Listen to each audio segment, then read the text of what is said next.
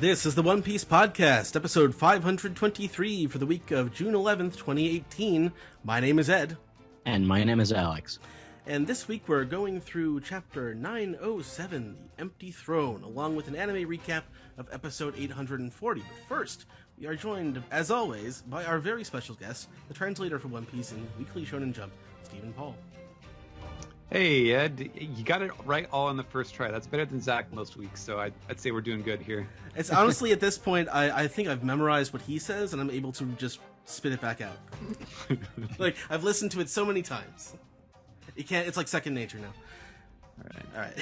And we also have this week the Eisner Award-nominated author of Merman and the forthcoming Ghost Hog, and the host of Toho Yaro on this podcast network, it's Joey Weiser. Hey guys. Hey Joey. You sound very...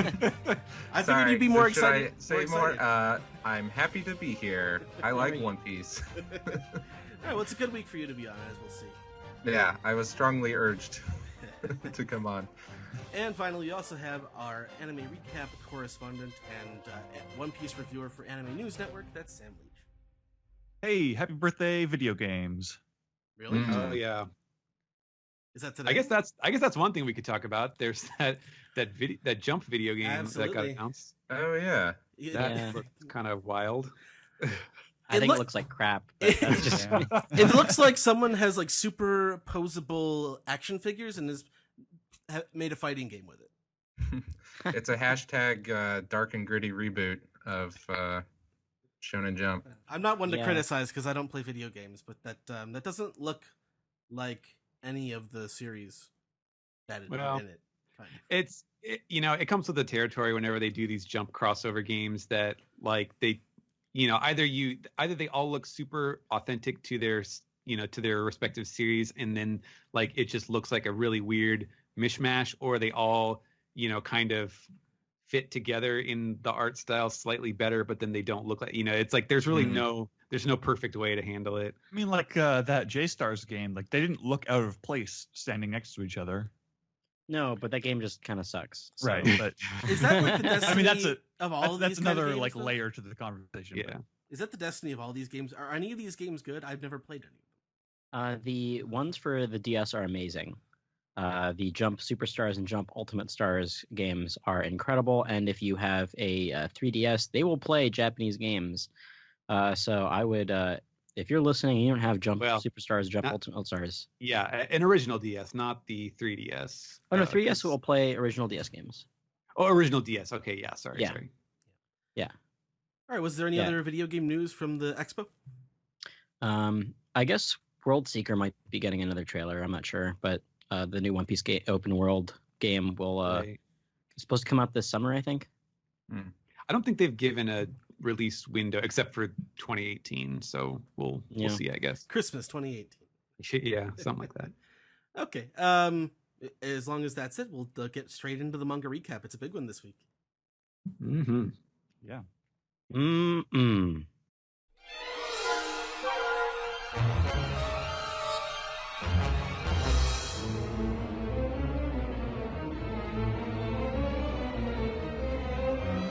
This is the manga recap for chapter 907, The Empty Throne.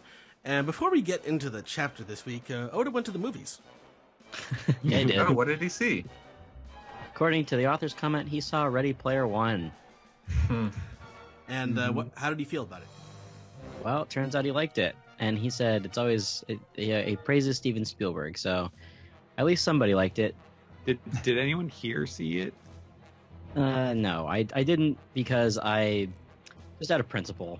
I don't really want to see a movie that is basically Funko Pop the motion picture. Let's just be honest. You didn't want to see the movie that everyone was dunking on. You didn't want to be that guy. Yeah. I mean, at least Soda has.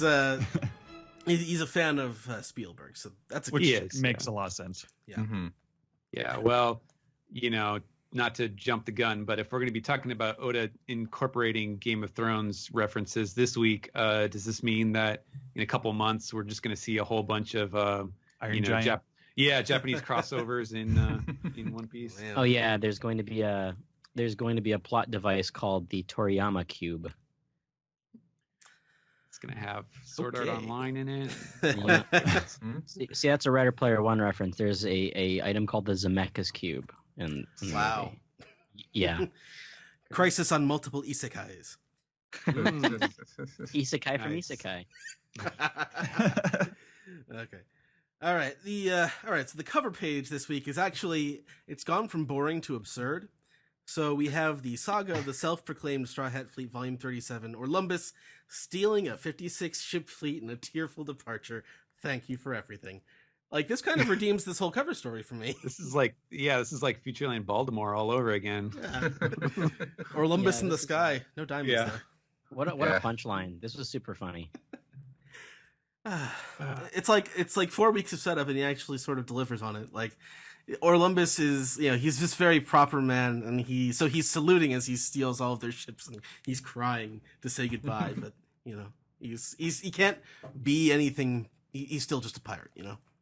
Yeah. Is this the last of this cover story? I hope so. It doesn't say the end or final volume, which is Oh. what usually happens. So Oh yeah. Interesting. More adventures. I feel like the more of Olympus we see in this cover arc, like the less sure I am about what his character is supposed to be. Yeah. It's just so weird. He's just a weirdo. Yeah. Why isn't this king at the Reverie? It's a good question. Maybe I this mean, happened in King. the past. Yeah, His that's crown is possible. Made of fool's gold. Well, maybe he's not a king. Maybe he's just more. Well, he's wearing a crown, so It's like Mr. Nine. yeah, Just wants to be a king. right. Yeah. Okay, so starting off on page 1 on the whole cake island.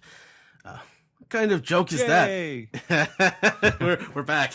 We're back. All right. So it's a Denden Mushi conversation. What kind of joke is that? I refuse. It's not you I want anything to do with. If I don't take out Straw Hat myself, it's a permanent stain on my reputation. He's got something in mind that needs to come back. And that's the is that Big Zeus? Mom? No, is that Big Mom talking? Prometheus? Oh, what are we talking about? Yeah. Big Mom is the one who's talking here because Yeah. some of the bubbles look like they're coming out of the snail. But anyway, so Well, there's a particular kind of bubble, like the one up top. That's like the sound Yes. of a voice coming out of the Yes. of the. With the double The snail. borders. mhm. Yeah. Yeah. and we see my Big Mom speaking into the snail, and she's plunged a very pretty looking ornate dagger into Monkey D. Luffy's wanted poster, and she continues, and let's not new. forget, you still owe me big time, Kaido. And he responds on the, okay, I see what you mean, the different bubbles there. And he replies, that's in the past. And she says, but it's a lifelong debt. And we see him sort of in silhouette, or we see Wano in silhouette with it might be a castle. Well, we don't know if that's Wano. It's Kaido's base. That's for Kaido's sure. base. That's true. Yes. And he says, I'm the one who's got a score to settle with that kid. If you come this way, I'll kill you, Linlin. And he looks really pissed. His eyes are in like angry shadows. He's chugging sake, although that's usual for him. Yeah, we're finally getting to this place with Kaido where we can just jump straight to like a shot of him straight on, and we don't have to kind of obscure him anymore. Mm. As we're getting closer and closer to his story arc. Mhm. Yeah. And Big Mom reply, I like Big Mom's Denden Mushi there. I'd like to see you try. I'm just letting you know. Got that? Straw Hat's head is mine. Come on, let's just get along like old times. What? What? This is interesting. So, okay, we've had some people were joking on Twitter that like, wait, does this mean that like is Kaido one of Big Mom's former husbands? Oh man. And I was gonna say, well, she says it's a lifelong debt, but child support only goes to 18, so I don't know what she's talking about. Man, that well, they seem to be about the same size, so Yeah, possibly. I mean, that doesn't. they're very stop Big compatible. Mom, but All right, let's move on from this, shall we? Next page. So, yeah, we move. Oh wait, We move into the Navy headquarters under the Golden Arches, as previously mentioned several times. And we hear that Big Mom is on the move. And they've intercepted the call, and they know that she's going to make contact with Kaido. And here we see, was this guy Yarisugi or something? That's what his name was. Yeah, Yarisugi. He's like going too far. Right. Going too far. Yeah. Also, the title of the last episode of Excel Saga. So he's reporting that they were speaking on the call, right out there in the open where they could trace it, and I'm sure that he thinks that's too obvious. But and then another Marine guy that I don't recognize says, so they don't care about being overheard, and they see this as a challenge. Stop us if you can. And we see Momonga, grimacing. As we hear a little bit of the call coming through, like old times. And so, what sort of force would we need to stop them? Should we send admirals or warlords of the sea? And boom, we get a shot of Borsellino, Kizaru, asking if he needs to head out to intercept them, but Akainu or Sakazuki, I guess, as he's now mostly called, says, no, there's an unknown military force in Wano, the samurai. And then we move into Red Port outside the world government entrance here. And someone's saying, oh, come now, Garpie. I love that. As a little nickname, they're squabbling over your grandson, Straw Hat Luffy, to which Garpie is just laughing. This is hilarious, and then we move inside where we get to see flanking Garp on both sides. Previously only seen in SBS and a little bit in Film Gold. Some vice admirals that I was very excited to see move into officially the world of canon. Vice Admiral Momo Usagi and Chaton. That's right. It's Garpie and the Tramp. Yeah, very good. That's good. And I guess I can get briefly into this. That Momo Usagi is based off of an actress named Michio Kogure that I am not super familiar with. Very curious, like what movies Oda specifically was like interested in her from. But I always wonder if that spider on her leg is some sort of signifier or something. But she was in like Drunken Angel, an old Kurosawa movie, and a couple of the Samurai Trilogy movies. And I've seen her as an old woman in one of her final roles in a Tora-san film. Speaking of which, that is the model for Chaton, the actor Kiyoshi Yatsumi, and specifically his character Tora-san from the Guinness World Record holding 48 film series about this like traveling drifter dude. And so I was very excited to see these guys move into the world of canon. And just above the crook of Chaton's arm, we see Hina in the background, which is also cool. That's not the only character in this shot. Yeah, who is that to the side of the word balloon? It's Strawberry. Oh my god! He's got a new hat. He's got a new hat. That's like right where the image that was like a pillar or something. That's right where the image would get like cut off in printing. Yeah. That's excellent. That's great. So Momo Usagi is saying, this is no laughing matter, and asks Garp if he's just going to sit back and watch as two emperors meet. But he doesn't really see that he has much of a choice in it.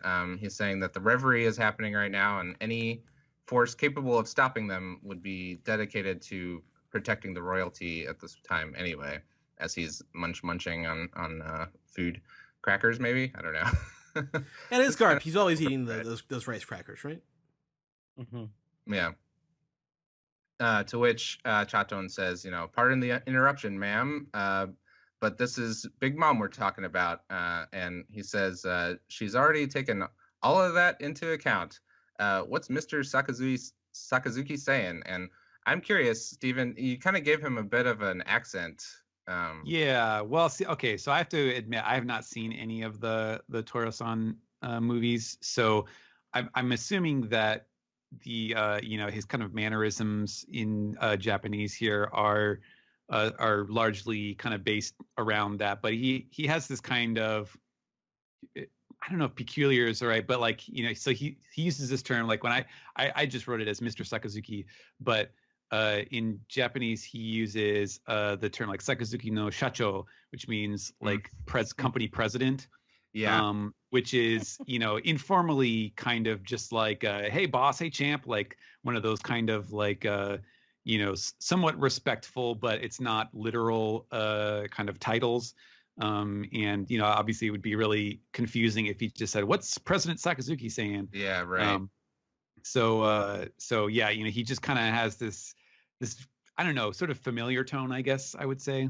Yeah, Toro-san has a very particular way of talking that is a very friendly but sort of like, I don't know, often overly formal way of talking, kind of as if he's trying to build himself up as being a fancy guy when he's actually just kind of a wandering Yakuza guy. But he has an ongoing kind of contentious relationship with the shacho of the factory next door to his family. So I think that would be a reference to that. That's interesting. Well, I mean, well, okay, I guess Chaton doesn't necessarily fit into this, but we do know that like Oda has given hints that Fujitara and Ryokugyu are supposed to be like their sympathies are meant to kind of align somewhat away from the strict justice code and more towards their own kind of personal compass. So it wouldn't, if he was sort of following in their footsteps, him being maybe a little aloof from Sakazuki's style would make sense, I guess. That's interesting. Yeah. What this panel also means, and then I swear we'll move on, is that these guys are going to have voice actors in the anime when they gets to this scene, which is exciting because they didn't have speaking roles in the film. So I'd be curious to hear how they're cast. Yeah. But yeah, so moving forward, Momousagi says, that Sakazuki said, or is this Garp? Let's see. Sakazuki.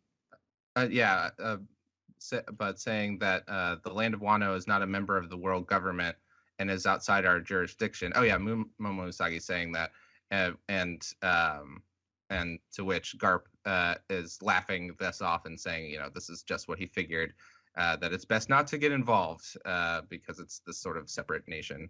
And then we move to Hina saying, but Garp, speaking of Big Mom and Kaido. Ooh, I like the sound of that. But before we move on from that, who's calling him Garpie? Is that Hina? That's Momousagi. Okay. Yeah, because Hina at the bottom says Garp.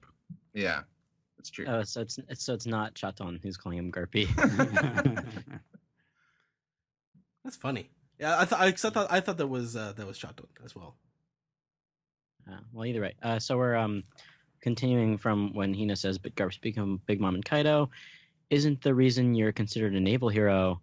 And before she finishes, Garp says, "Oh, you mean rocks? I figured you were too young to know about that, Hina.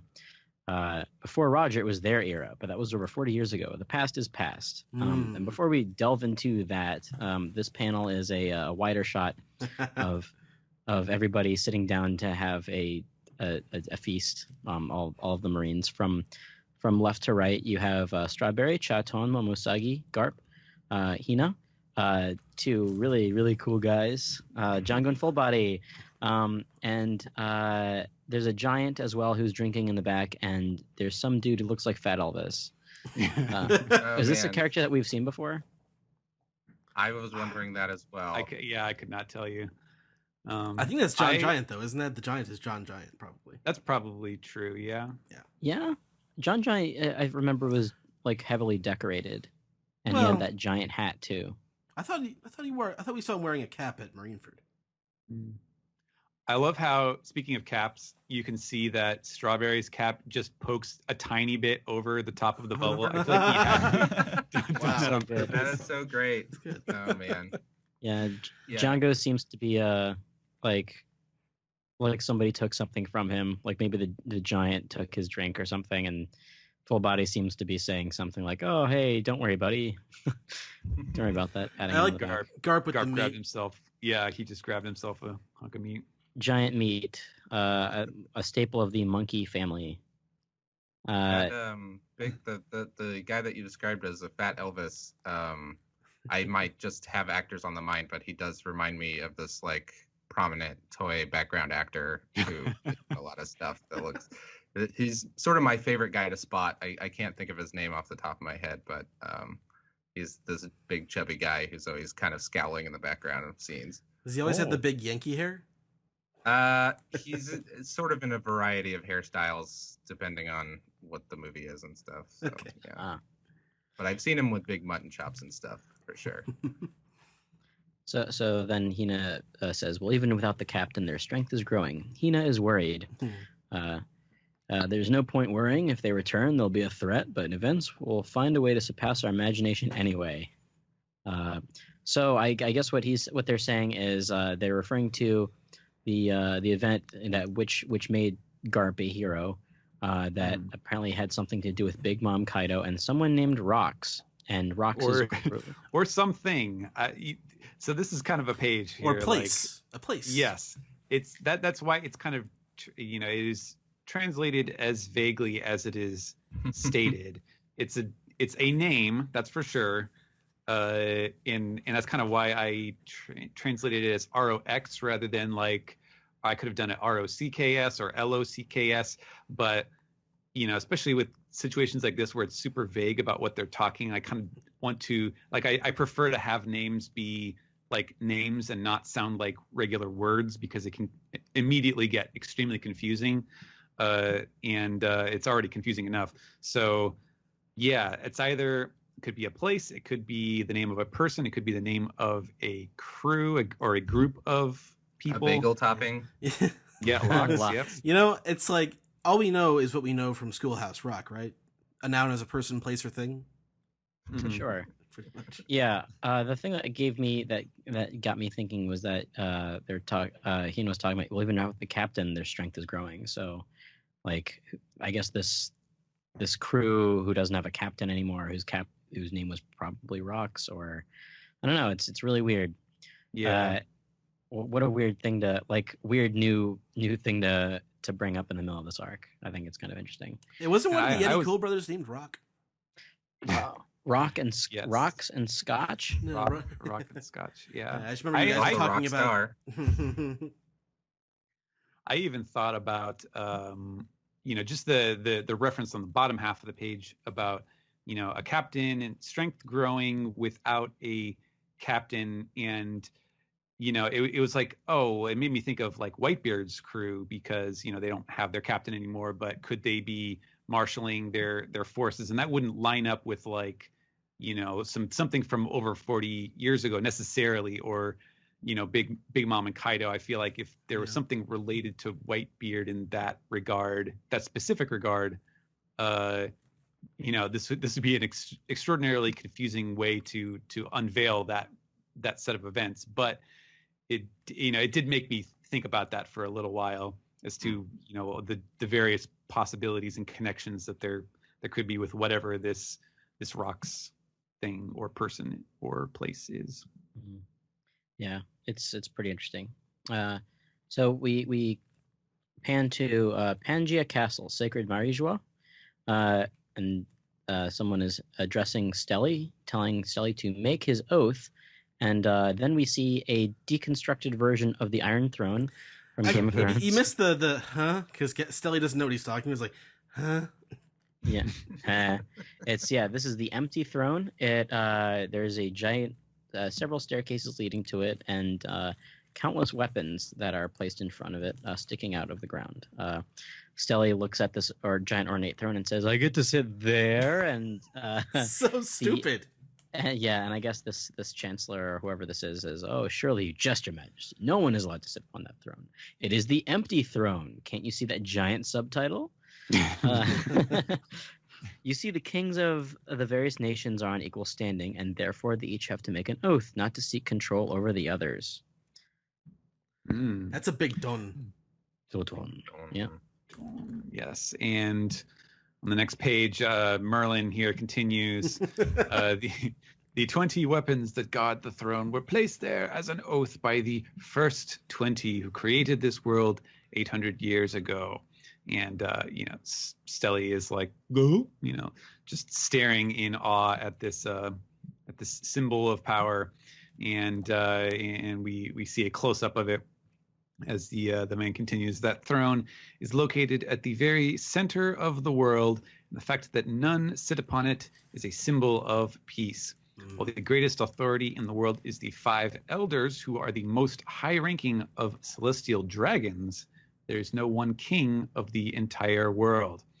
And now, he's holding out this sword, which I guess I don't know if that's like supposed to be from Goa, or if this is they just bring out ceremonial swords for each new king to use. Now, King Stelly, the oath, and all Stelly can think is, oh man, if I could sit on that, I would be king of the world. I want to go to there.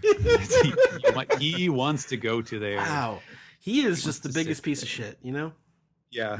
Like, it's just going out of our way to make him the worst. Love it. I love it. Yeah. So, yeah, that's not alarming at all. That Look at his eyes. Look at his eyes. They're crazy eyes. Stephen, I have a question. Mm-hmm. The first 20, is that a direct translation of what they said? Yeah, it was a Japanese phrase. That would mean, the first 20 people. Okay. Because it made me think of like Ishii 20. Yeah, kind of. That obviously, refers to the famous, kind of the original kings, of which the Nefertari or Nefeltari line is one of them, famously. And so I guess we can assume that the weapons that are directly around the throne itself are from the 20, and then all these ones on the lower level are like the rest of the kings. Interesting that I don't see any. I really don't see any samurai style swords. Well, we know that is. Yeah, well, or like giant swords. That's true. Mm-hmm. Yeah, but Or speaking of foreboding pieces of shit, we move to the mingling courtyard of the castle, where Shirahoshi is screaming, "Please stop, Saint Charlos!" And we see that, making immediately good on his threat in the last chapter. Charlos has descended upon the mingling monarchs and their families in the courtyard here, and has got his giant slave here to attempt to kidnap Shirahoshi, who is begging him to stop. And it's just a huge panic. You can see, people running and screaming on the original panel, and then down below you see Vivi, who is trying to get closer to make this stop. She's screaming for Shirahoshi, and the others are, what are you doing, Princess of Alabasta? And Rebecca is there too, and Sai is holding her back, doing the warning that everyone else always gives whenever the celestial dragons show up. No, you can't do this. These are the celestial dragons. And even Wapol looks pretty shitless in the corner there. He's not such a tough guy here. Yeah, he's there too. That's about it. Yeah. And we turn the page, and Rebecca's asking him, why should I care? Why don't you let me go? Sai is saying, common sense doesn't apply to them. If you anger them, they could completely destroy Dressrosa. And that's bad news. The Neptune family, they're all worried about their sister. And you see Wapol there just like thinking to himself, like all the other kings, let's not get involved with this. So Charlos is calling this big dude slave number 3. So they don't even have names. They're just numbers. And down here we get his sort of full body appearance. It's Saint Charlos from the Sabodi arc. He's going, I caught one. I caught a huge mermaid. Now I will make her my pet. And Ugh. Shirahoshi is crying. Leo Look, is. Yeah. He won a few rounds of trivia there on his vest. He's got a couple donuts. Wow. Road donuts. I mean, those are basically world government symbols, right? Probably, yeah. That's probably. They kind of got that like Well, the ones on the left are the dials for his whatever, the gauges for his suit. Oh yeah. Yeah. The other ones on the right are definitely decorations. Leo is swooping in. Why is everyone watching this happen? He can't do this to the boss's friend. And Sai is calling out for him. Leo, crap. No turning back. I guess we're saving this princess. And he's swooping in to help too. They are men of action. And Charlos is just nonplussed. We're hearing voices going, "Don't do it, Kano soldier. Someone stop him." And then somebody in a nice white suit comes swooping in, grabs Leo, kicks Sai. ... Can we talk about Alan? Can we talk about Wapol running away in this panel here? Oh, great. The top panel. That's great. That's perfect. That's 2 chapters in a row we get laughs out of him backing away. Yeah, it won't be the last in this chapter either. So we turn the page, and who are you people? We're Star Fox. No, it's CP9. I'm sorry, not CP9. CP Aegis 0.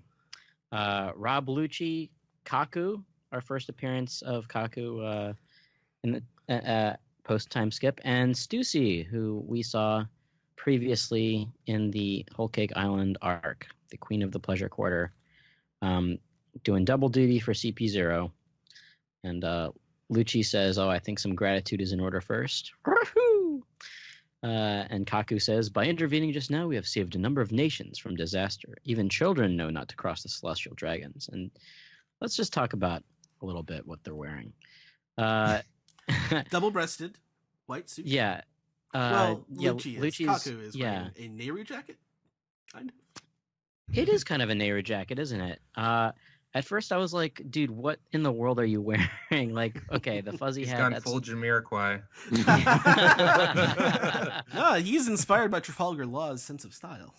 Okay, but I don't know. What a weird fashion faux pas to put a tie on over a long jacket. But hey, I think when you're working under the celestial dragons and getting a piece of their cheddar, you can wear wherever the hell you want. And Stussy takes that into account by wearing a short skirt and some long fishnets, and also another wearer of ties with no collar. I don't understand you, Oda, sometimes. And Lucci, we've seen his design before from Film Z and other media. And then in the back, we have another CP0 member that we've seen before. And he's, I think, in the Heart of Gold special, voiced by the same voice actor who voices Bluno. So, oh, is he really?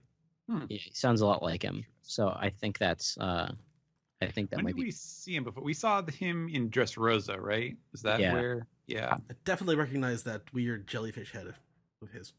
Yeah. So Lucci explains that the celestial dragons are the gods who created this world. All of these people here are the kings of the lower realm. It is natural order for gods to have whatever they desire. So he's basically just informing everybody of the pecking order here. And Charlos backs him up saying, "That's right, you dummies." God, shut the fuck up. Yeah. Everybody hates Charlos. He's the worst. So Rebecca is coming to Sai and Leo's aid when Vivi says, "That doesn't make logical sense." And Lucci says something akin to what Enru might say: "Gods are not bound by logic." And there's Shirahoshi calling out for Vivi, and Vivi is once again confronting Lucci and saying, "Give Shirahoshi back. She's a friend." And Neptune comes out of nowhere and says, "Stop, Princess of Alabasta." And everybody says, "Oh, it's King Neptune." Of course, they're not that jubilant about it. Looking like thank you all. Saint Nicholas there. Yeah, he's Santa-esque. He thanks Vivi for her kindness and bravery, but as painful as it is to admit, we must abandon our hopes. I will crush these worms and return to the seafloor. In any case, if this is what the surface holds, I can't bring my people here. And Rebecca pleads to him that this is not the surface, this is not humanity, somewhat echoing what his late wife once said. Mm-hmm. I want to point out too, just so we don't miss it, that on the that top panel where Lucci is telling her gods are not bound by logic, that you got to give it up to Hattori that he knows when to join, like when he knows to do the mean mugging too. He might be more evil than Lucci. Like, yeah. Maybe that's why everyone wears their ties over their jackets, is because they're taking a cue from the pigeon. Yeah. Oh yeah. Oh my god, he's the real ringleader. Luffy figured it out like the very first day in Water 7. He was like, the pigeon's the one who's insulting you. So yes, on the next page, yes, speaking of Otohime, we get a little picture-in-picture flashback here to her reassuring the people of Fishman Island they soon will be under the sun as well. Neptune is basically realizing this is the end of that dream, and Charlos commands CP0 to kill them, with which Lucci's like, you don't have to tell me twice. So someone is shouting to Great Knight Neptune that you don't have to do this. As we get more of Otohime's flashback when she is telling the people we should find a way to overcome this problem together, and if we did, we might change the destiny of the children for the better. And even Shirahoshi is telling him not to give in to hatred. He must not hold hatred in his heart. And all of a sudden, a figure steps into view in this very small panel here, holding a very large club, and he just says, "Hey," and then smashes Charlos on the side of the head with this huge studded club. "Stop that, Charlos!" And we get a very familiar look on Charlos's face. I love that noise. Yeah, it looks like he cracked him right in the back of the head, in the back of the neck with that thing. Yeah, it's great. And then on the next page, you even see like the sound effects are like as he slides across the courtyard, and everyone is shocked here.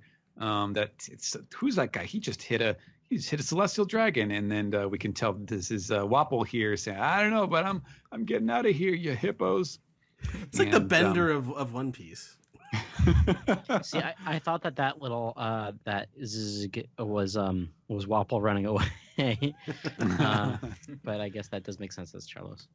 Yeah, and so this mystery figure holding his club, which like all clubs in One Piece has a little ring on the end, so you can put it on your keychain, I guess. Says, "Forgive me for this embarrassing spectacle. As a fellow celestial dragon, I beg your forgiveness." And Neptune is kind of nonplussed by this, and the kings are all shocked. They got the tongue sticking out. "A celestial dragon!" And then this oncomer says, "Unhand that princess, you fool!" And the slave promptly lets go. And the mystery man continues, "I apologize, everyone. This clown has injected fear into an occasion for socializing and good cheer." We get a little shot of Charlos unconscious and twitching, and Rob Lucci looking without comment, but you can kind of imagine he's like, "Oh, damn it, we were gonna kill somebody, but now I can't because this is another celestial dragon." And he says, "You may have forgotten me already, Neptune, but in fact, I owe the Ryugu Kingdom a great personal debt. I have been awaiting the day of your arrival for so very long." So good. And we turn the page, and Neptune, he seems like he might remember this person. He's like, "Are you?" And Shirahoshi is putting two and two together, and we get a little flashback page just to really remind us who this person was. And he is speaking over this kind of shot from Fishman Island. I was the dunce of the celestial dragons who washed up into your realm. 10 long years ago, and we see this the celestial dragon who Otohime kind of not quite befriended, but like went back to the surface with during the flashback. I just watched that flashback. She it's like she sort of made him take her with him back to the surface. Yeah, after saving his life from the fishmen who were like ready to kill him. Mm-hmm. And we come to the next panel where he's like, it was the speech of the late Queen Otohime that gave me my humanity, and we are reintroduced to a certain Saint Don Quixote Miosgard. That's an interesting detail. And he's saying, I want to put my entire power at your disposal.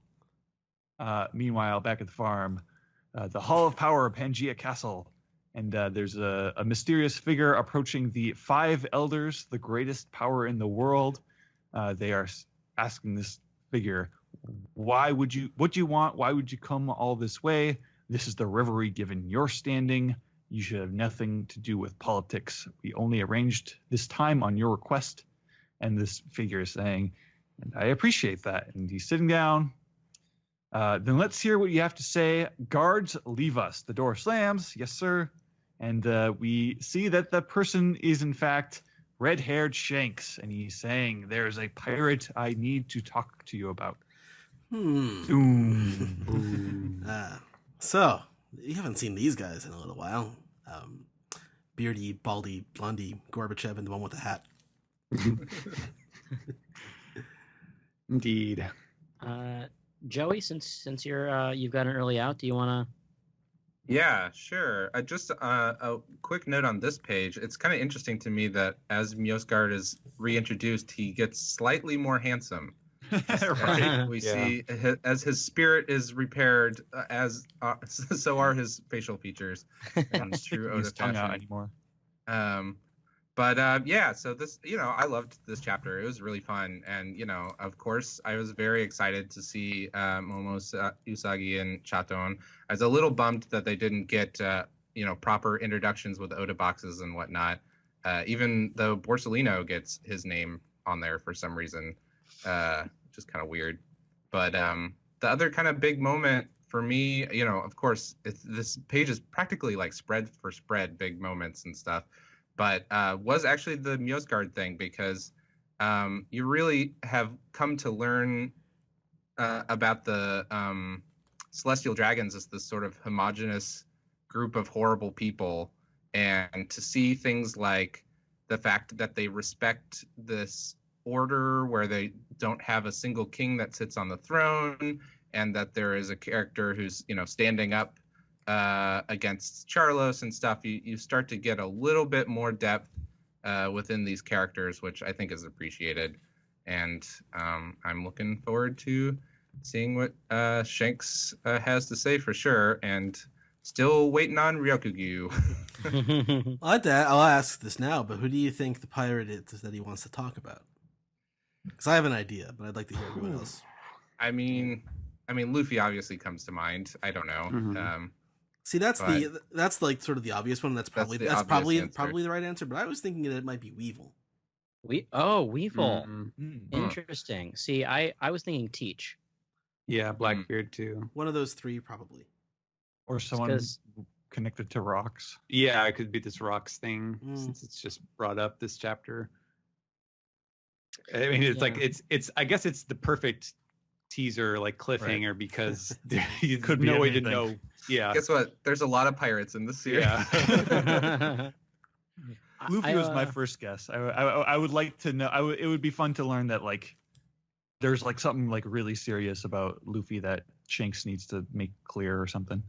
I mean, yeah, as basic as it is, it would be really fun to see a conversation between the Elder Stars and Shanks about Luffy, like, and learning whatever it is about Luffy that Shanks feels like he has to talk to the Elders about. Oh, yeah, that's interesting. My thought about Blackbeard was it was sort of like a parallel to him coming to warn Whitebeard about Teach and how Ace shouldn't tangle with him, and Whitebeard just kind of dismissed. Yeah, just kind of dismissed it, and now he's going to a much higher power to talk to them about Teach. And yeah, this guy really, you shouldn't let him do whatever he wants, because he's he's bad news, and yeah, he's gonna show up to the Reverie and sit on that throne. Somebody's gonna sit on that throne. Oh yeah, that's Chekhov's throne, baby. I Like mean, yeah. But I'm looking forward to listening to the rest of this episode. I've got to go, so I bid you all adieu. Adieu. Thanks for coming on, Joey. So long, Yeah, Greg. thanks for having me. Sam, did you have thoughts about the chapter? Boy, yeah. I really loved what Joey just said about the celestial dragons and like how we're kind of seeing a lot more. We're seeing more sides of them. We're seeing this guy. I mean, the Nilfgaard is interesting on like two fronts. Like, not only is he like a good celestial dragon, he's like a good Don Quixote. Well, there's other. Most of them were pretty good. Yeah, there are other kind of good Don Quixotes. Yeah, exactly. Doflamingo is kind of the bad apple of the bunch, I guess. On top of that, we also get, speaking of celestial dragons, we get confirmation that the 5 elders are like the elder council of celestial dragons. And it's interesting that they're the least ugly of all the celestial dragons. Well, some of them are, but they're the least gluttonous looking. Yeah. Like, well, it's hard because like ones. Yeah, it's hard because like Oda does make like being a lot of them are fat. Let's just put it that way. Like that's pretty ugly for Oda. He doesn't draw like because he draws other fat characters. Like he draws like Tom the Fishman and stuff like that. But they're fat in a very particular way that they sort of like they're melting. Like they're these melting humans who don't have to do anything or work, or they can travel by like slave power. Like they don't even have to walk if they don't want to. Yeah, it's a very second half of Wall-E-esque. Yes, exactly. Character. That's basically what they are, I think. Yeah. And then staying on the kind of the celestial dragons track, like I think that the lore behind this empty throne thing, I think is really cool. Like beyond the obvious like Game of Thrones like influence there. Like I think that this kind of story, this ritual of like the swords and like the swords are kind of getting in the way of somebody just like going straight to it just symbolically they're kind of there to kind of stand in the way of anyone who would want to stand on that throne. And I think that's kind of an interesting like parallel to create where it's like, oh, hey, the world government this whole time has this whole like philosophy about like keeping this throne empty. Meanwhile, the pirates, like everyone wants that throne, and we expect that by the end of the story, somebody's going to have that throne. As far as pirate throne, the pirate kingdom. Right. I think this throne is going to be destroyed, whether Stelly likes it or not. But that's like it's interesting because like this whole story, this whole kind of this lore thing, this lore nugget. Like it really makes a compelling case for not having like a one true king type of situation. Like it just seems like a cool idea. Right, that's true. So all the kings are equal, but there's a disconnect there where they're the celestial dragons and they can literally enslave whoever they want, even if it's royal from the lower realm who comes up. And that's they're like the founding fathers of America. They have inconsistent beliefs with regards to freedom. And I love the opening, the Big Mom and Kaido conversation. There's something I find really comforting about like, oh, Big Mom, she's not like out of the story yet. I'm not really like it because it seems like she's going to Wano now, right? Yeah, that's this whole scene is about. Is like her saying like, "Yo, I'm coming, into your territory because I got business to settle," and she's kind of making it clear that it's not personal with Kaido, but he's got to deal with that, and yeah, so that's kind of what that whole scene is setting up, I guess. Yeah, because it would be crazy because just like even if it's just the meeting, like Shanks and Whitebeard, if they just have a meeting, like there's a lot of possibilities there, like just to like kind of like really validate kind of how Whole Cake Island ended, because there's a lot of loose threads that as much as I love the arc, there are loose threads that still bother me, and like just the fact that Big Mom's still important like gets me excited. Like somebody was mentioning like, oh, what if she brought like Pudding along, and then that reminded me like oh, Pudding can maybe read poneglyphs. Like Mom might actually want to do something like that. And Kaido's obviously got his poneglyph. Right. And it's interesting to me that I think Kaido is often described in language similar to how Big Mom is described as having an indestructible body. Right. Yeah.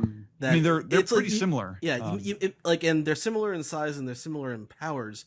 I mean, it almost makes you wonder if they're related or something, or if they were a pair of experiments that got out or something. Yeah. I'm just like trying to wrap my head around like what direction I would even want this to go in. Do I want it to just be a meeting and then like, leaving the Wano arc to being mostly a Kaido arc, or do I want this to be like we're moving into like the beginning of the end of One Piece, where like all the emperors are like crossing paths in this much more in like intense way than we were expecting.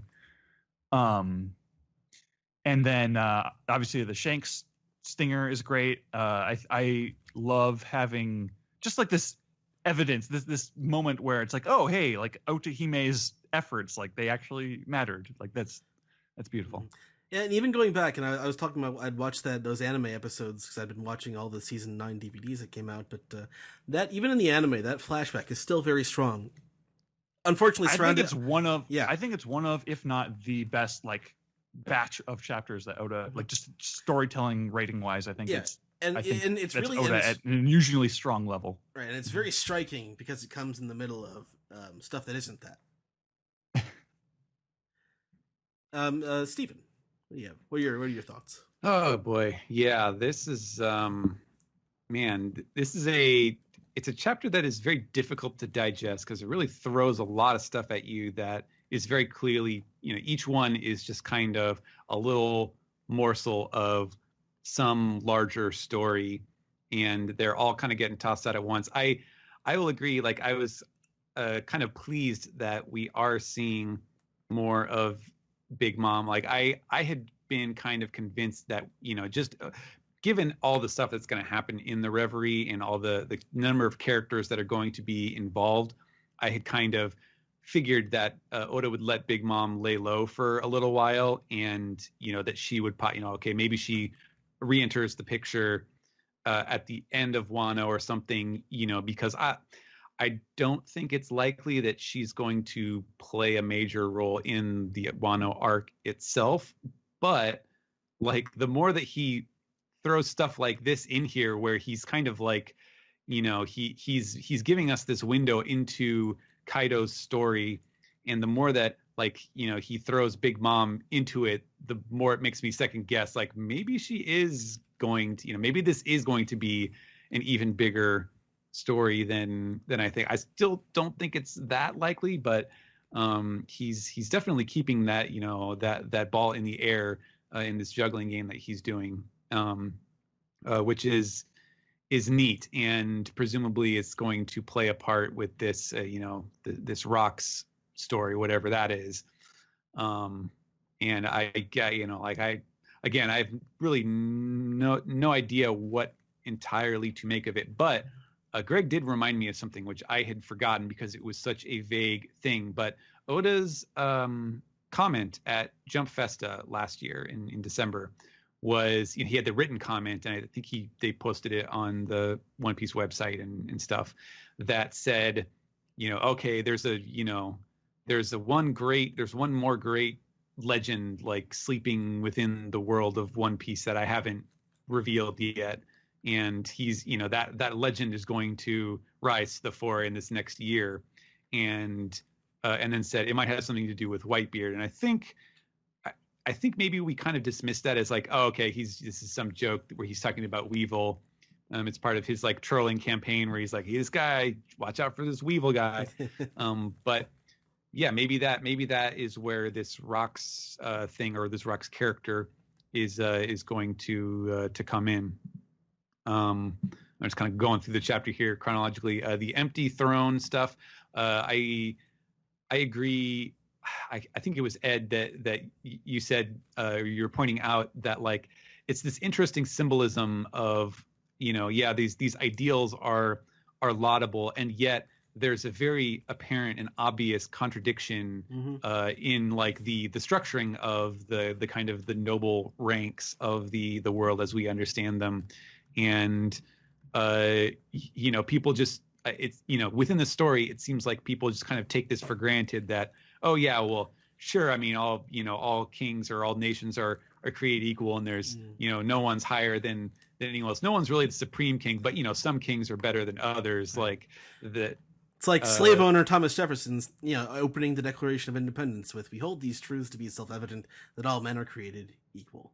And right, yeah, slave owning Thomas Jefferson wrote that. Yes, yeah. So it's and if it weren't for the fact that I think there are many more likely figures to cause this incident, it seems like the exact sort of like ideological structure that someone like Luffy might come in and completely upend, and to cast light on the hypocrisy and kind of force everyone to acknowledge it. But I think it's pretty clear that something is going. This is not going to withstand the test of time in this series. I feel like I was a bit surprised initially at how kind of quickly he ran through the Charlos abducting Shirahoshi, and then like Neptune kind of momentarily giving into his despair, and kind of playing out that story arc, that story beat.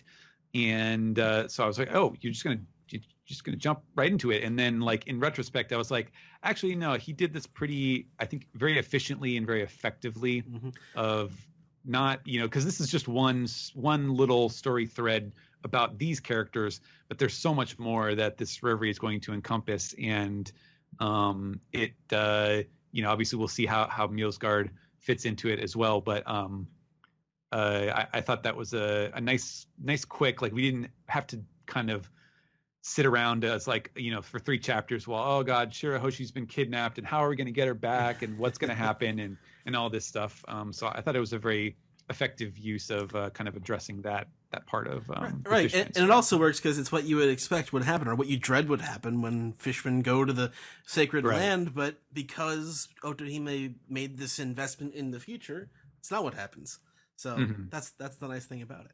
Yeah, it was a great callback to Mjosgard, and having that that flashback, which when she did that in the flashback, like he was not, he was like, oh, it's just fish, he's I guess you can come along, like he was not won over, and their reaction at the end of that was like, well, yeah, he's kind of a dick, but we did the right thing by saving him. Right, but when Otohime comes back down, she has the signed paper, so clearly something did work. We never see what that was, and we don't find out. But bringing it back here, in this very positive way is very heartening, I think. Yeah.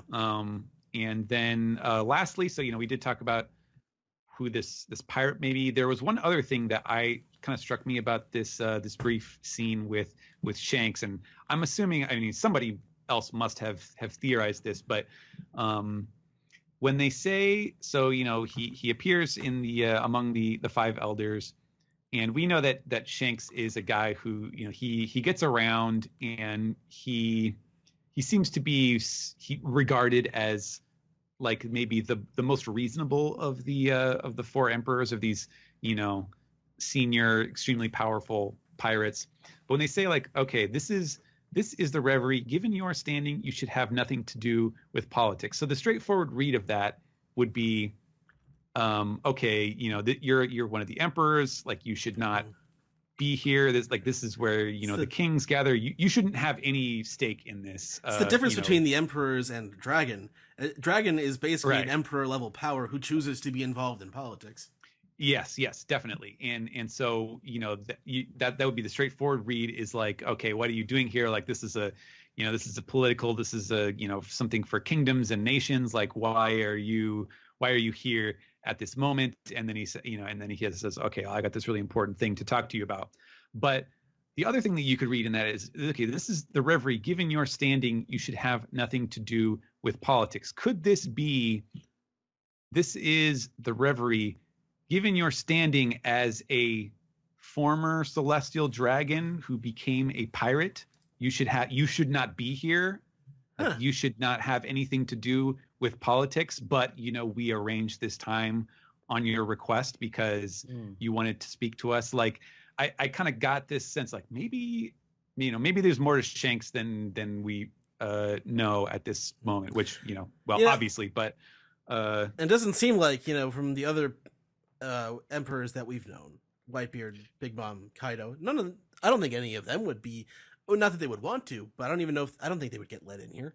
No, definitely not. Yeah. Yeah. So that was interesting. And again, like that could just be because like, okay, Shanks is the guy who shows up at Marineford and says like, hey, everybody, let's all calm down here. Let's stop the war. And they all listen to him. Like maybe that's just the kind of respect, that he is the most respected of those great pirates, or maybe there's more to it. So, it's again, something that is, you could read into it. It's definitely not confirmed or supported by any direct evidence, but more kind of vague dialogue that you could really theorize, play around with. So yeah, and I think what I love about that ambiguity in particular is I think I like all possible answers. Right. Like oh, he's just like the cool-headed, charismatic one, so that they're not as like threatened by him letting him in or something like that, or or he does have a connection that we don't know. Like both of those sound interesting.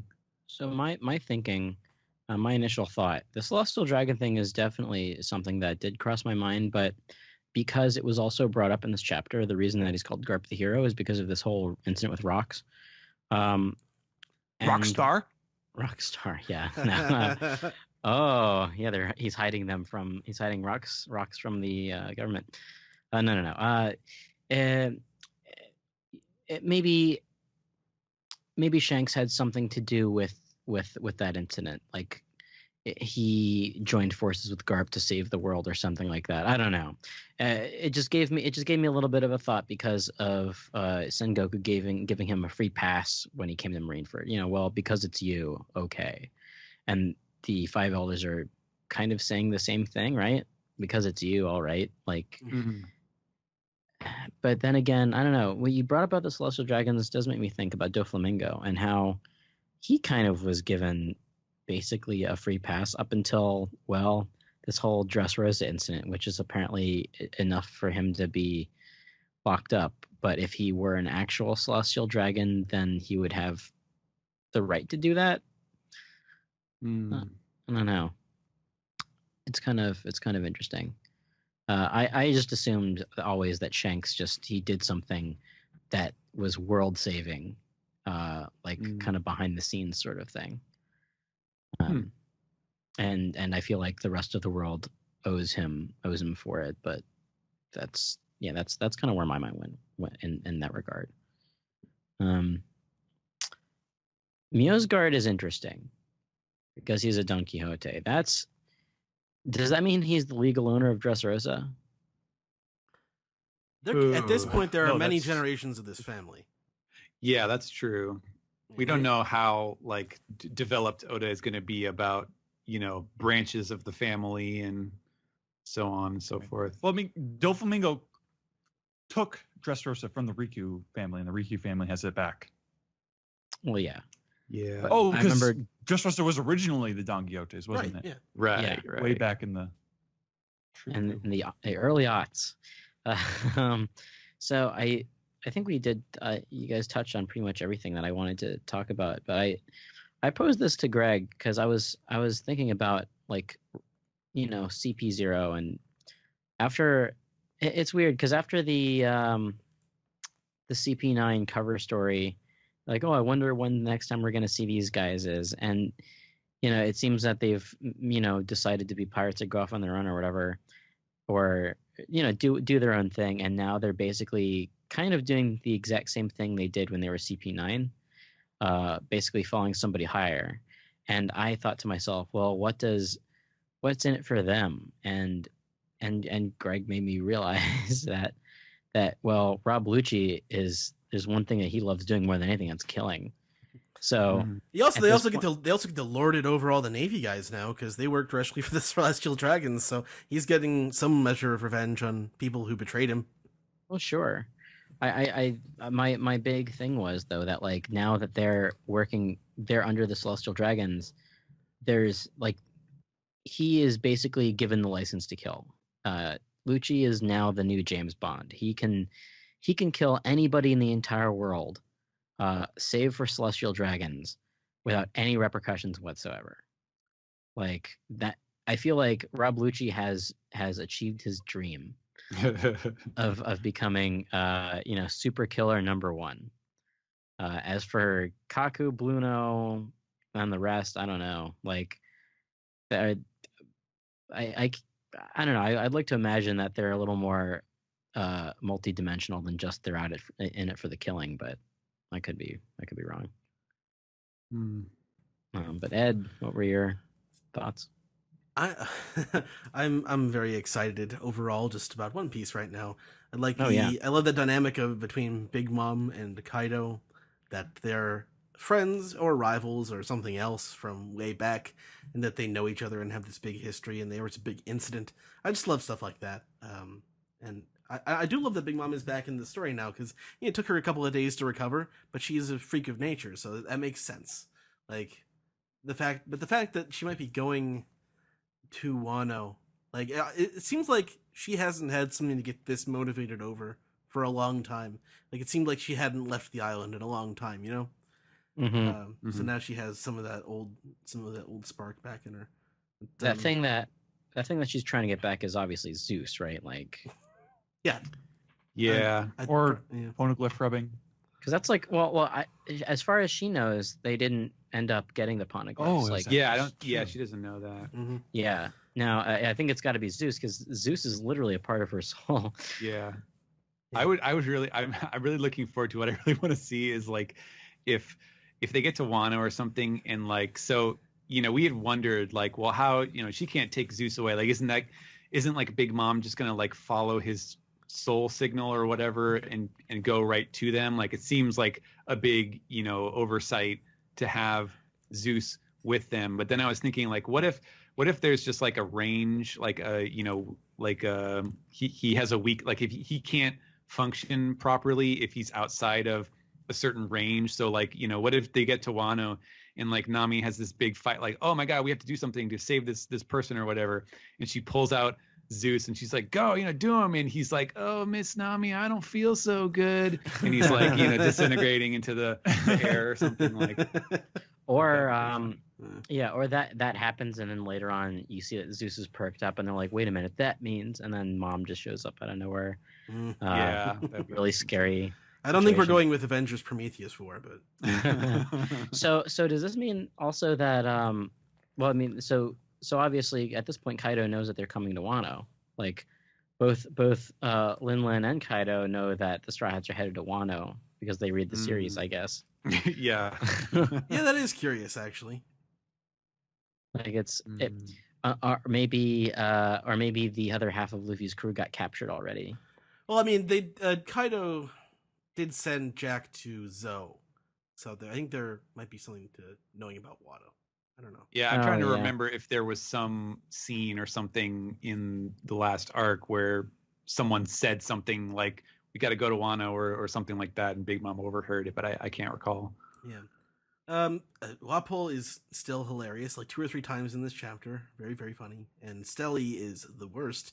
Like, he's so stupid he doesn't even understand the honor that even the Celestial Dragons hold themselves to. Like, it seems like with a lot of the Celestial Dragons, the ambition has been bred out of them.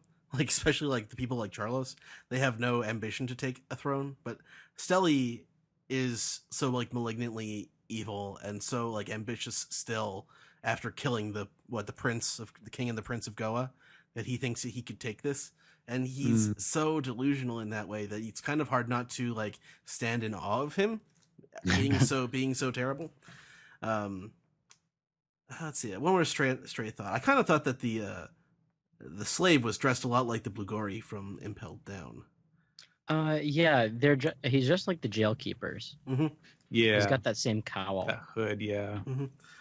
But other than that, I think you guys have sort of addressed all the major points that I wanted to get to. So I think we can just move on after this over hour-long manga recap.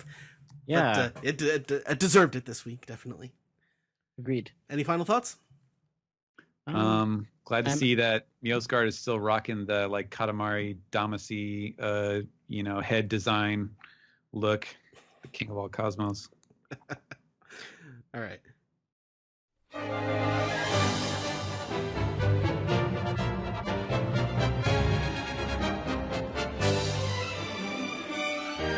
This is the anime recap for episode 840, Cutting the Father-Son Relationship, Sanji and Judge. I'm your host, Sam, and today with me we have, once again, we have our good friend Ed. I'm back. All right. Yay! Thanks. I like the One Piece anime these days. Well, kind of. I had this thing that I like about it, which is that I like to watch the One Piece anime and wait for exactly one really cool thing to happen in every episode. Yeah. Because otherwise, it's just sort of... I have to get through all of this to get to the really cool scene that I want to see, and one that's going to be really well done. And it's usually there.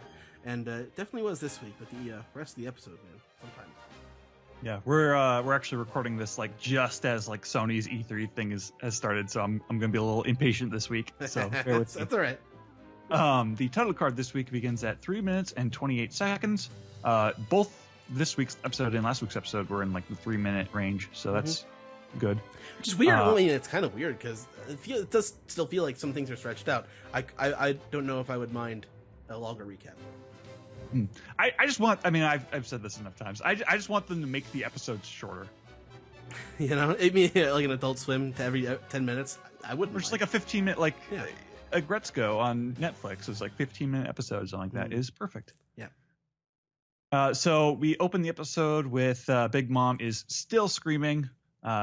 We're near the end, but we see her family kind of lining up, like looking like weirdly like facing the same direction. Like it's a very kind of stiff drawing, but Panda Man is in there somewhere.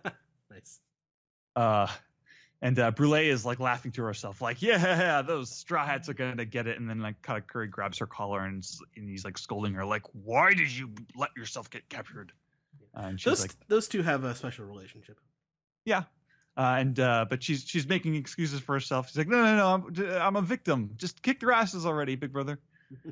We come to the inside of the Big Father where Luffy and Chopper are like amazed at Bedge. They're lauding him. They're stars in their eyes.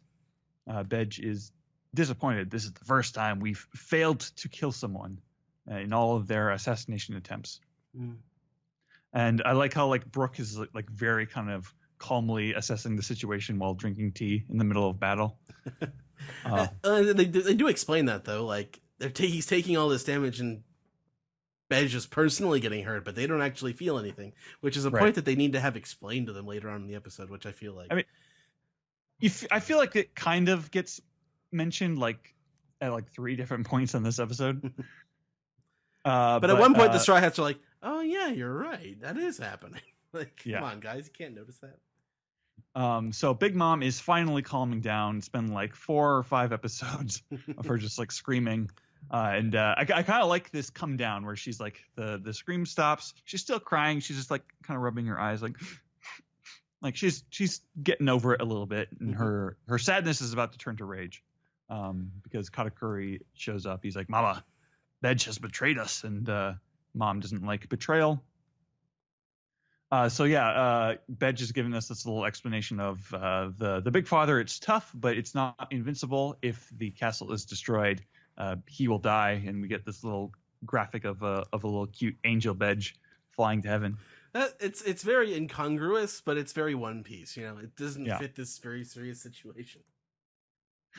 So Big Mom is like getting angry. She's basically going Super Saiyan. The ground under her is just getting cracked up and blowing away. I do like the way she flies up at the Big Father like the first time. Yeah. I mean, after a while, it's just sort of her like she's kind of like doing Geppo. She's just sort of hovering. But at the beginning, like when she like soars up at it, that was really cool. I like how like despite how big Big Mom is, she's quite a bit smaller than the Big Father, so she's like climbing up all over it and just, like smacking him as much as she can. Spider-Man style. Yeah, but she's still like very strong, so it hurts Bedge quite a lot. We even see like Big Mom peering through the window, like, "I'm gonna get you guys." Chiffon hands baby Pez to Vito and runs to the window and tries to talk to Mom, but Big Mom is saying, "You look exactly like Lola as always," and you're conspiring with them. Yeah, you're not going to live to eat tomorrow's sweets. That's such a very Big Mom way of thinking. Yeah, there's in one of the group shots of the Charlotte family who are just sort of standing on the sides and watching. The kid who's like riding the goat is voiced by Kazuki Yao. Oh, really? Okay. Yeah. I didn't even notice that. Yeah. They did give Amon had a couple of lines in this episode as well. I like her.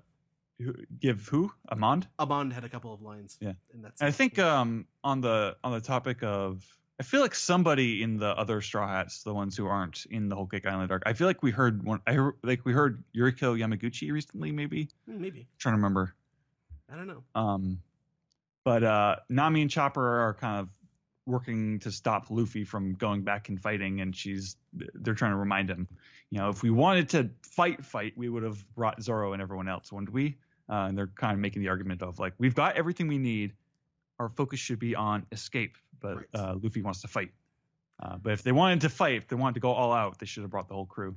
Mm-hmm. So Capone is like, he's getting up. He's really taking a lot of damage, but he's doing his best to stand back up. And he's explaining that he has a plan where he will shrink back down. Everyone who's inside his body will stay inside of his body when he shrinks down. And he wants Caesar to pick him up and fly him to safety. No one asked Caesar, but his opinion doesn't count. So, Right. I love Caesar. Caesar's great all up in this episode. He's just being his cowardly self and being self-interested and being like, I guess I'll do it. I have no other choice. Yeah. Caesar, he's just hanging around. He's like the he's the guy, you just can't get rid of him. Yeah. So that brings us to the main scene of the episode, which is one really cool thing. Yeah. This is the big moment between Judge and Sanji, and Judge it's bugging him. He's asking Sanji, why did you save us? We're such a hateful group of people and we've done all these terrible things to you. And Sanji's answer is because my father would be sad. And it's made pretty clear who he's referring to. It's not Judge, it's Zeph. It's Guardians of the Galaxy all over again. Guardians of the Galaxy Part 2. Yeah, he's exactly. Judge is not Sanji's daddy. Although it's interesting because Capone was talking about similar stuff like right before that, where he's like, I can't let my men die. It's like I am the big father. Yeah.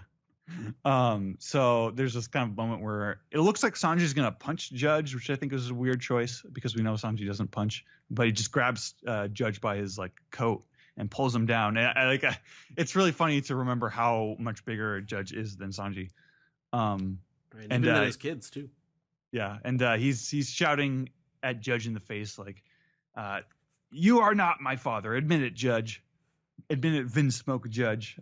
He's talking about how the child known as Vinsmoke, Sanji, died at sea, as far as he's concerned, and they kind of have at it. And once Judge is up, he's kind of turning his back to Sanji. He's like, "All right, very well. I promise that I won't approach you or East Blue." And Reiju's even kind of smirking at that, like, what a heartwarming thing. We're going to go and conquer the whole world, but we're not going to go to East Blue. It actually reminds me of something you guys were saying in the anime recap from last week's episode about, like, Germa, or maybe it was the Piece Together, but these Germa guys, these people, they're awful. We shouldn't forget that. That's part of the reason why they're crypto Nazis. Yeah. So in the middle of this big family moment, we're reminded that Capone's he's still having a tough time. He's still dying because one of the strongest people in the world is repeatedly punching him over and over and over again. Mm-hmm. Even if he's made out of stone, it ain't gonna last forever. Like, I can take cannon fire, but I can't take this. Yeah.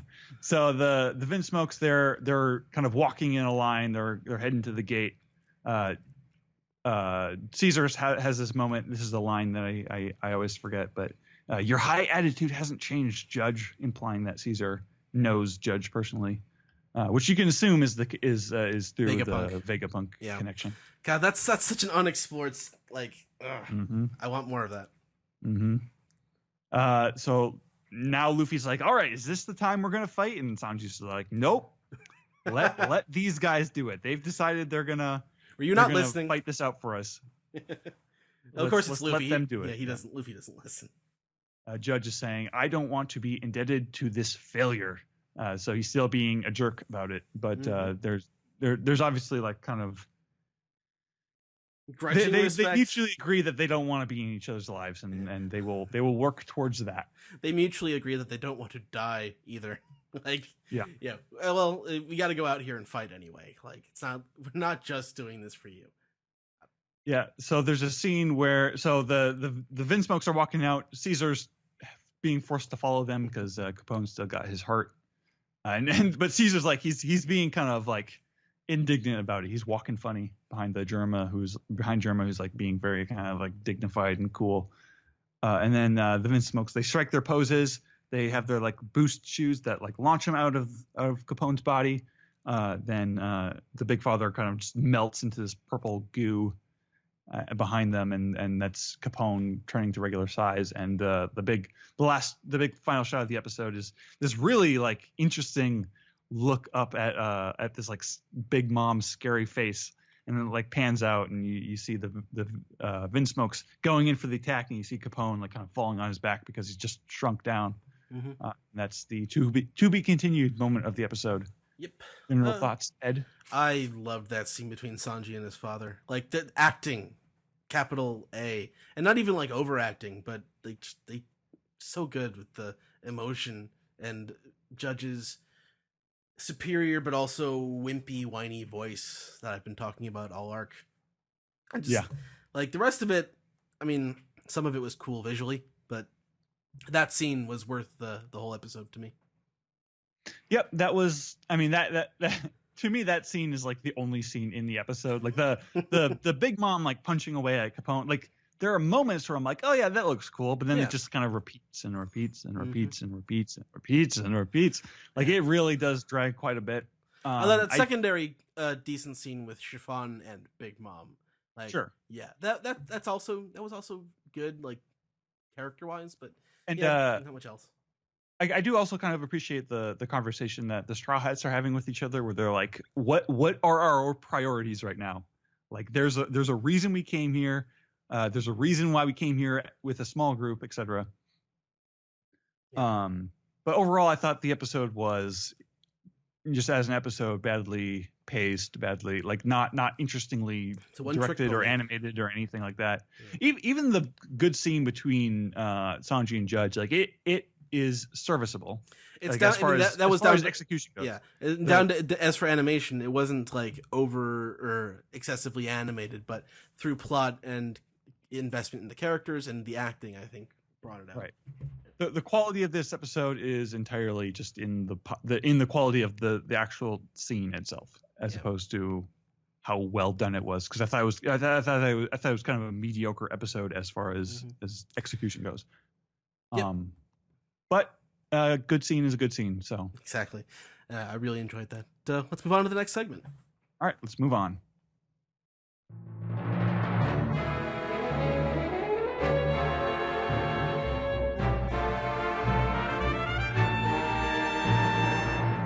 This is the Piece Together segment where we take your questions, your comments, your theories, and give you cutesy little nicknames like Garpie or the one with the hat. And Garpfield. Fat Elvis. I have to write those down. But first, we have to start with Dis Piece. Take it away, Sam. All right, our first Dis Piece is from Friend of Frog. Dis Piece. So I've been chatting with a friend about that hat, and he came up with an interesting take on it. So the hat is in a very cold place, and Vivi has been keeping tabs on what's been going on with the Straw Hats. Maybe Oda is simply trolling us, and the hat is just a giant cake Vivi had delivered so she can celebrate the Straw Hats with some new friends. She can celebrate the Straw Hats with some new friends. Obviously, someone isn't too happy they won't be getting any, so they want some cake now. Just wanted to share something fun with you dudes. Keep up the magnificent work. So that's the Mary Jo like walk-in freezer. That's what they're saying. Yeah. Cute. Our next comment comes from Straw Hat Pirate 9. I know how some of you on the podcast talk about how Fishman Island was not one of your favorite arcs and all that, but I have loved it since the first time I read it, and this moment in this chapter with Saint Don Quixote and the Otohime speech returning his humanity to him. So good. Otohime is protecting Shirahoshi even when she's gone. Also, F. Lucci, I hate his stupid face. Vivi is the best for literally grabbing him by his stupid coat and yelling at him, "That's my girl." I wish she could have slapped him, because God knows I wanted to. Vivi was always the most strong-willed of the princesses, I think, that the Straw Hats got involved with. Yeah, for sure.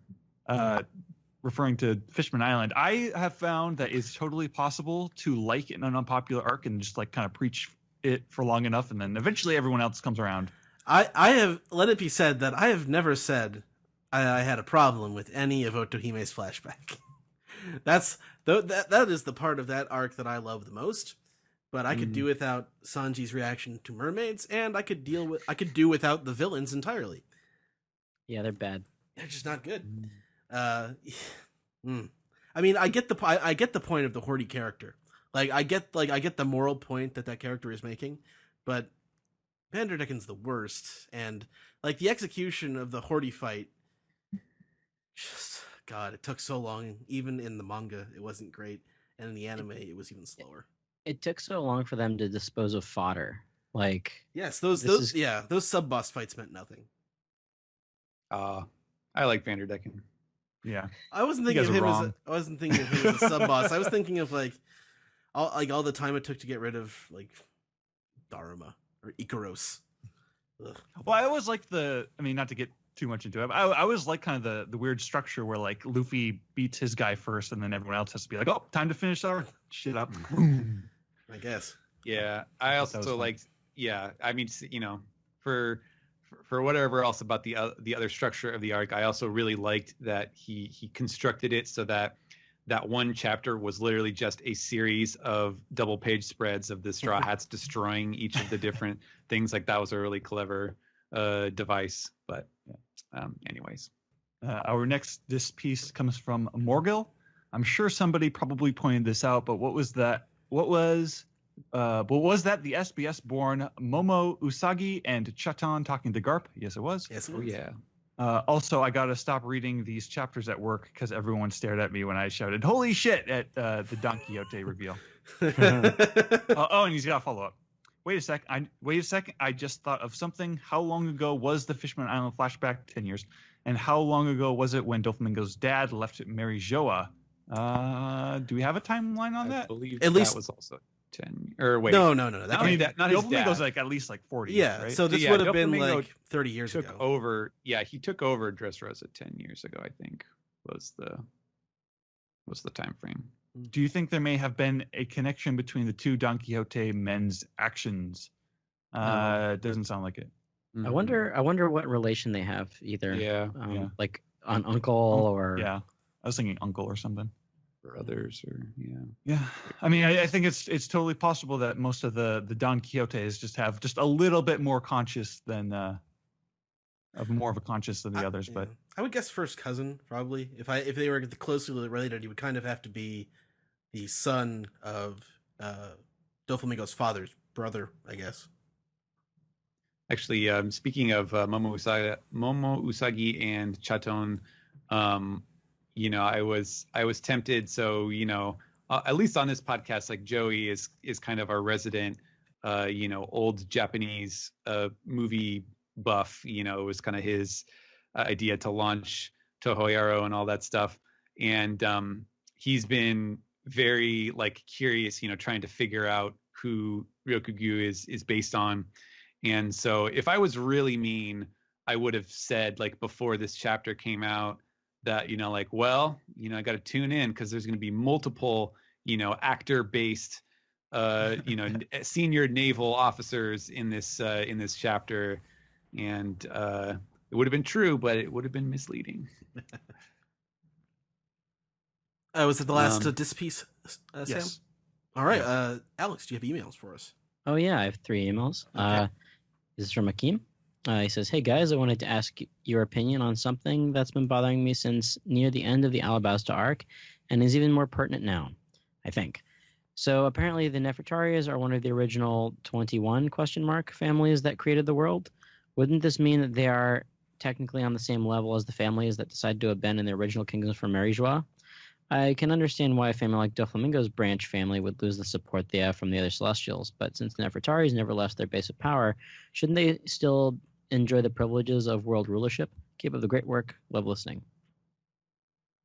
Well, I think the implication is that, I don't know, I feel like they kind of exist in a weird kind of intermediate step where they're definitely not celestial dragon. It's like the dynasty decided, well, we don't want to put ourselves above everyone else, but they're still recognized as being, from that thing. But because they don't live in Marijoa and they don't pass themselves off as celestial dragons, that they are still kind of technically on the same level as the rest of the ordinary kings.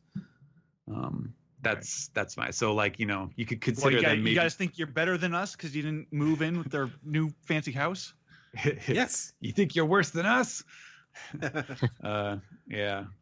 I don't know. Maybe they're considered like the first and foremost, like the senior king of all the the hoi polloi kings. Mm. Who knows? Yep. This is an email from Tyreek. So first off, what in the actual $&ampersand at symbol asterisk? Fuck. Great chapter. So glad to see Chaton and Momo Usagi talking with Garp. I hope Stelly is dumb enough to sit on the throne. Sorry. Is the pirate Shanks wants to talk about Luffy, Blackbeard, or one of the Rocks pirates? Also, is the lurking legend Oda mentioned the captain of the Rocks pirates? Finally, was Shaki a part of the crew? It was said she retired 40 years ago. I guess I guess Tariq means Roger's crew. No, Rocks. The Rocks crew. You think it is interesting. I do remember that now about when she retired. So she's definitely got that. She has that profile of character where you're like, okay, there's definitely way more to her backstory than we were told. Yeah, aside from just hooking up with Rayleigh. Right. And she's got those little tiny wings on her jacket. Maybe it has something to do with sky people and the moon. Zach's whole thing. Also, apparently in chapter 498, she was talking about having been chased by Garp when she was a pirate. She actually explicitly mentions that to Luffy. So. That is interesting. Yeah, I was gonna say sorry to this guy for scooping all of his comments in our manga recap, but we did not talk about Shaki, so that's a good point. Cool. I'm surprised you brought up the lurking legend. That's kind of a deep cut. It's for people who listen to Jump Festa. Yeah. Good ear. Our final email tonight comes from Martin, who says, now that we know Kaido and Big Mom have a history together, would it be too far-fetched to assume that maybe Kaido is the father to some of the Big Mom pirates? Oven and Kaido both have similar features. Also, I think this new Kaido information debunks the idea that he was the creature that was in the giant egg that was seen on the Aura Jackson. I never thought that. I never knew that was a theory. Yeah. Wow. Just imagining him as coming out of the egg. Like the gobbledygooker. Yes. So that was the last email? Yeah. I mean, to comment on the. Yeah, let's talk about this for a hot sec. Sam. I kind of don't like the idea that because that would mean that like Katakuri and them they what makes them, why are they working for mom instead of dad? Did they have a choice in that matter? And second of all, I think if it were to be true, if Big Mom and Kaido had kids of their own, I do think it should be Katakuri in that group. Mm-hmm. But so what? Well, I don't know if I like the idea. Maybe they are the tallest ones, so yeah.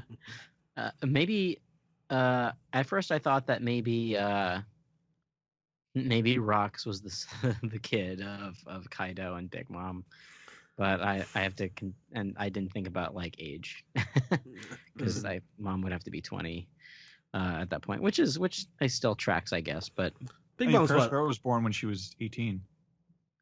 Was he? Because she's in her late 60s and he is almost 50. Yeah, he's I think she's 68 and he's 50. Kaido? Perospero. Oh, Perospero. Okay. Yeah, but I don't think it's possible to know how old Kaido is.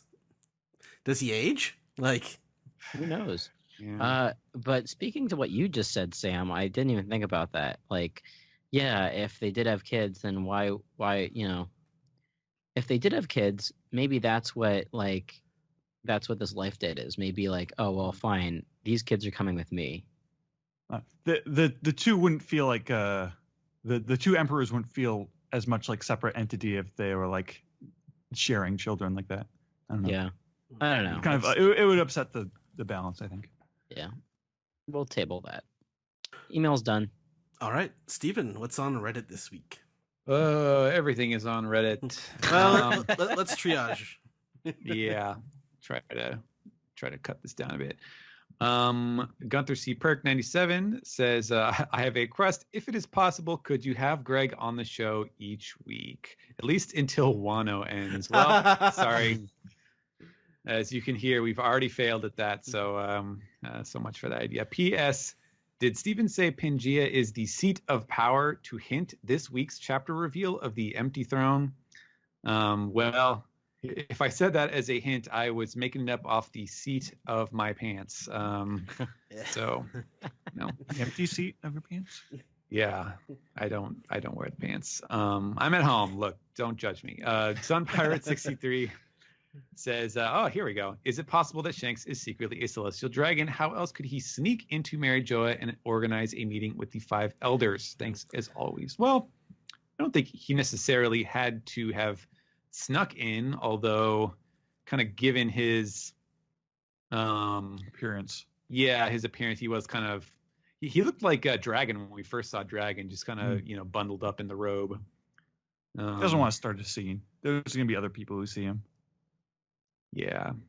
But open to the idea of him being like a former dragon. He is certainly shrouded in enough mystery for that to be a possibility. And it's definitely like we're getting to the part of the story where like, kind of similar to how first you meet everybody who has devil fruits and then it's like everybody who has hockey. We're getting to the part of the story where it's like, here, this guy is related to a celestial dragon. This guy's a D. That guy's a D. Like the story threads are all kind of coalescing, and you got to get more and more important stuff. Can we also just talk briefly about how silly it is that the main character's, father and the main sort of antagonist of the Celestial Dragons is named Dragon? Do we ever just talk about how silly that is? Yeah. I mean, it reads different in Japanese, right? Yeah, okay. That's true. Yeah, because his name in Japanese is Doragon, but the tenryubito Bito in Japanese, so it's not as direct, but it's there. Yeah, it is there. Yeah. John Garja says, "Do you think that dude being a Doflamingo, well, being a Don Quixote, was planned? It felt like a last-minute addition to me." That was kind of how it came off to me. Like the first time when I saw Don Quixote Miosgard, I was like, "Huh, wait, what? Oh, like that." That was kind of my the evolution of my reaction there. I can see it being an ass pull, but I like it. He may have been thinking that because we already knew that Homing was a somewhat sympathetic celestial dragon figure, that it would kind of tie in a little bit more, that like, okay, maybe this line is kind of one of the good ones or something. Like he saw audiences would be more comfortable with one of with Doflamingo's blood being the good guys. I mean, honestly, the balance of good versus evil in the Doflamingo family is like 4-1 at this point, right? Yeah. Everyone but Doflamingo. I just realized that that Miosgard may be particularly the reason that Dofi knows about the treasure of Mary Joa. Well, it could be his father as well. Yeah. Oh, I mean, that would be a good way to kind of tie this in, right? Like if this guy knows something about that treasure, we could get some insight into why Doflamingo knows whatever he knows. Yeah. Right. Yeah. Although to be fair, I think like it would also, I think, work fine for me if like Doflamingo just has connections. Like that's if any character is going to get away with like, oh, I know things. I know a guy who knows a guy. Yeah, I'm the Varys the spider of this Game of Thrones reference here, then that would be Doflamingo. So Miosgard is not like especially tall, right? I don't think, probably not. Seemed like he was normal height. If I remember, I remember him being about the size of the fishman when he was like, but like the regular fishman, not like the super fishman. Right. I'm just trying because I guess it's just now occurring to me that like Doflamingo's parents are like kind of normal height, but their kids are really tall. Based on the long shot where he smacks Charlos across the courtyard, like his little figure looks about the same size as Charlos, and Charlos, Right. as far as we know, is basically just normal human size. So I'm just trying to see where maybe it's a recessive gene. Sure. All right, Dravdraken, this will be the one that I read that we're going to go back to the hat. I'm going to take Greg's theory and run a bit. So Joy Boy would have been the one to sit on that empty throne. Joy Boy was the leader of the precursor world government which he achieved by using his innate charisma to unite the world, Luffy style, to combat a mysterious threat that they believed was responsible for the destruction of the moon. It was only too late that he discovered that the ancient kingdom wasn't the apocalyptic threat he thought, but the kingdom was already doomed at that point. I assume that this is when he left the precursor world government behind and spent time in Wano, where he learned the ancient language. In any case, the reason they keep the hat safely hidden without destroying it is because it belongs to the legendary king, a man even more important than the celestial dragons, but the hat represents him renouncing the government he created. Yeah. Interesting. I think there are elements of that were like I like the idea of them keeping the hat because it belongs to it's something that they can't, like, it would be completely heretical to just destroy it, but that it's also not, for very specific reasons, it's not something that they worship or trot around. That part I think find interesting. I don't know. There are no other comments on that. Let's move on. Bartolomeo says, I swear Oda reintroduced Strawberry this chapter specifically while Zach is away just to troll him. Yeah, it was glorious. And I should say about the destruction of the moon from that last one of the moons. Yes, one of the many moons. ATLA for Life says, is it possible to die from hype? I may end up in the hospital during this arc. Garp mentioned in this chapter that 40 years ago was before Roger's era. I always thought that Roger had left to become a pirate around the time he was 18 or 19, and then became Pirate King in his 50s, which means he'd be pirating for about 30 years or so. But he didn't become world famous until his last voyage, right? That's the Pirate King at the end. Mm-hmm. But now it sounds like either he had been pirating for a much shorter amount of time, or he just wasn't a big player yet. Which do you think? Do you think Roger was still in the East Blue, plowing down the Don Kriegs and Buggies of the world, or was he in the Grand Line but not making a name for himself yet? I'm inclined to believe that a man like Roger wouldn't just stay in the East Blue when there are bigger fish to fry in the Grand Line. Well, I think one thing to keep in mind, I don't know if this is necessarily intended, but I feel like a lot of the kind of common sense that we have around, like, oh, the Grand Line is the bad place, and the New World is like the even worse place, and all that stuff. I feel like this could be largely like, era of piracy developments. In other words, there were things that came about, especially like even more so after he, his legend, and that spurred, a whole new thing. So we don't really know necessarily how widespread or how big of a factor these senior statesmen of the pirates were back in the day compared to the way that the ones we know now are, because they're different times. So I don't know, but as far as like Roger's stuff, I don't know. It really is a hard question to answer, because I feel like either is equally plausible. I don't know. I guess no one else does either. So we'll leave it at that. Fierce Alchemist says, how do you think Blackbeard will play into Wano now that we know Big Mom will be going there too? Think he would make a power play and try to take them both down after they've fought each other, or Luffy? He seems focused on the revolutionaries. Yeah. Like, unless, I mean, he wants the One Piece. So I guess, but we don't know if he wants the poneglyphs. Like, I don't know what his immediate motivation is, but it seems to be going after the revolutionaries. I would have said that a good angle for it would have been that, and I think I argued this before, is that if Kaido, if he can't be killed, and Luffy is probably not going to commit murder, then I felt like Blackbeard swooping in at the end of Wano and kind of like he did in Paramount War and killing Kaido would have been an appropriate move for his character to make, although that seems less likely to me now the more that Big Mom is kind of kept around.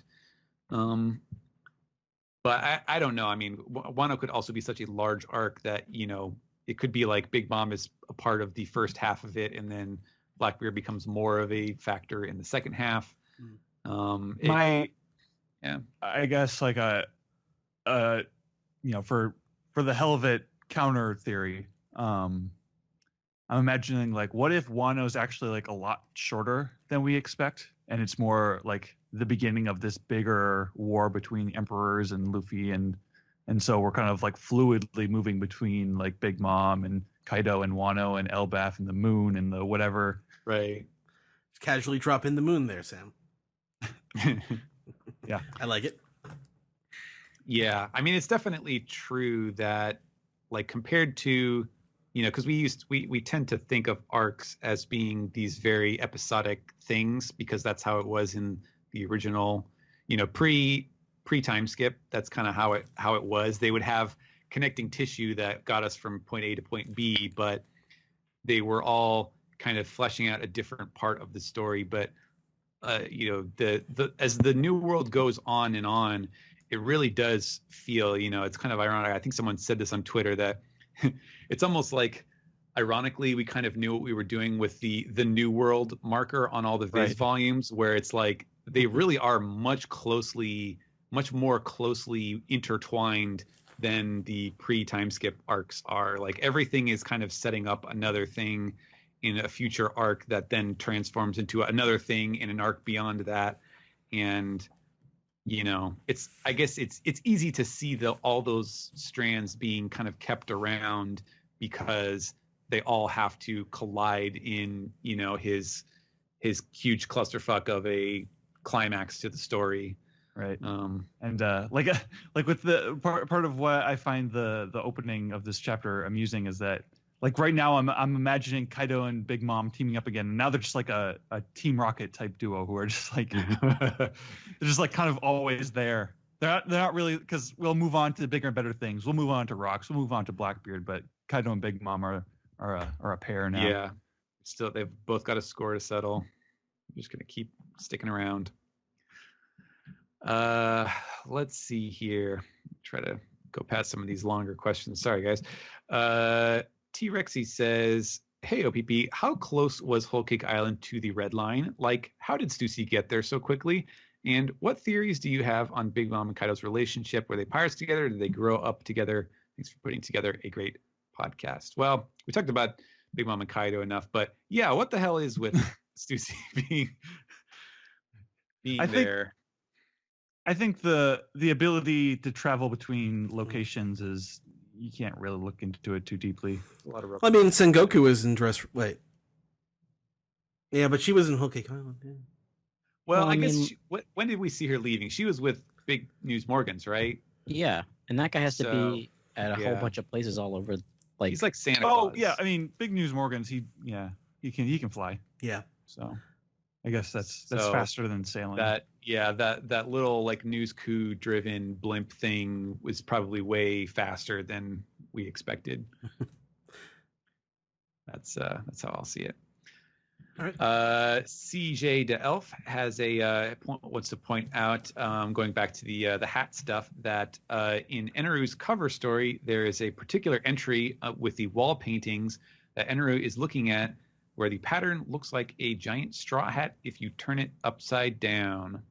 Didn't Greg talk about that last week? No, Did you talk about it? No, I saw it floating around on Twitter. It was on Twitter, and then I kind of debunked it by saying, well, it has a top to it. Yeah, when you see the non-cropped version of the picture, it doesn't quite feel the same. Yeah, looks more like an UFO. UFO. Right. But I love the argument that you can make that the Straw Hat is UFO shaped ish. Oh yeah. Mm-hmm.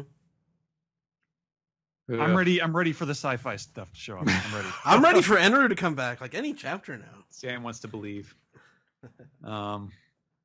Okay, Rainer Not a Fox says, I have a question regarding how Orlumbus's cover story fits in the chronology of the story. Do you think it takes place before the current arc? The Standing Kingdom's monarch should technically be at Mary Joa right now. Thoughts?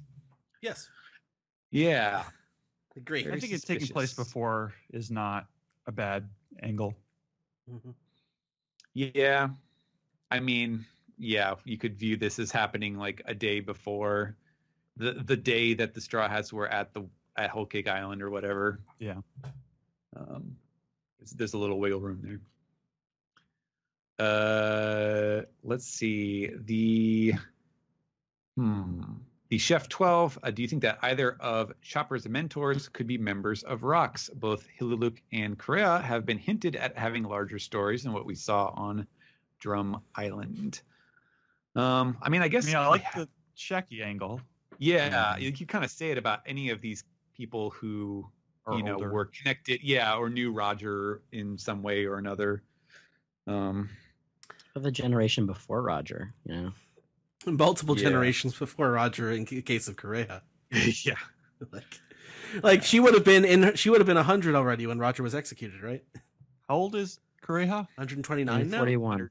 41, yeah. 41, right? Yeah, she would have been 100 when Roger died. Yeah. Anyway. Yeah. Any more? Brave Sabo says, do you think the captain of the Rox is the lurking legend that Oda was talking about in his Jump Fiesta interview? Quite possibly true. It seems like the most likely answer. Well, It sounds like the captain isn't around anymore, but maybe there's like a first mate or something. Right. Yeah. Which is why I was kind of drawing inferences to Whitebeard. That we know. An example of a crew where there's lots of tough guys even without the captain. Juft has a very important question. Doesn't it seem odd that Shanks wouldn't send Rockstar to talk to the Five Elders first? I'm telling you guys, Rockstar. Yeah. Rox D-Tar. Rox D-Tar. You can have a sequel to that podcast we had. Rockstar is not in this podcast. He's not in this one either. Rockstar's still not in this podcast. Rox is not in this podcast. Let's see. Try to pick. There's just a couple left here. Let's see. Millard Fillmore 13, our very favorite. That empty throne sure has a big headrest. It must have been built for a person with a freakishly tall head or something. Wait, who's that lurking in the shadows? It's Strawberry. Could he be the one of the One Piece world? Wait, could it be Vice A.D. Merle Strawberry? Well, get out of here. Yeah, you could do that for any admiral. I was ready for this to be about that shadowy figure at the end of last week's, but the Strawberry's better. Yeah, it is true. The profile, the silhouette fits better for the mystery figure, for sure. All right, let's see. Maybe one more here. Okay, let's do a fun one. El Grosso says, if you owned a One Piece themed ice cream shop, what flavors would you name after characters? So, as examples, Chunky B. Luffy, Chunky B. Luffy, or Charlos and Cream. Okay, Strawberry. There you go. Charlos and Cream. God. Oh man. Are these like Ben and Jerry's flavors? Yeah. Strawberry come in like a really long cup thing. Yes. It comes in like the 3-foot margarita style glass. How about Rora Nougat Zoro? Oh, that's pretty good.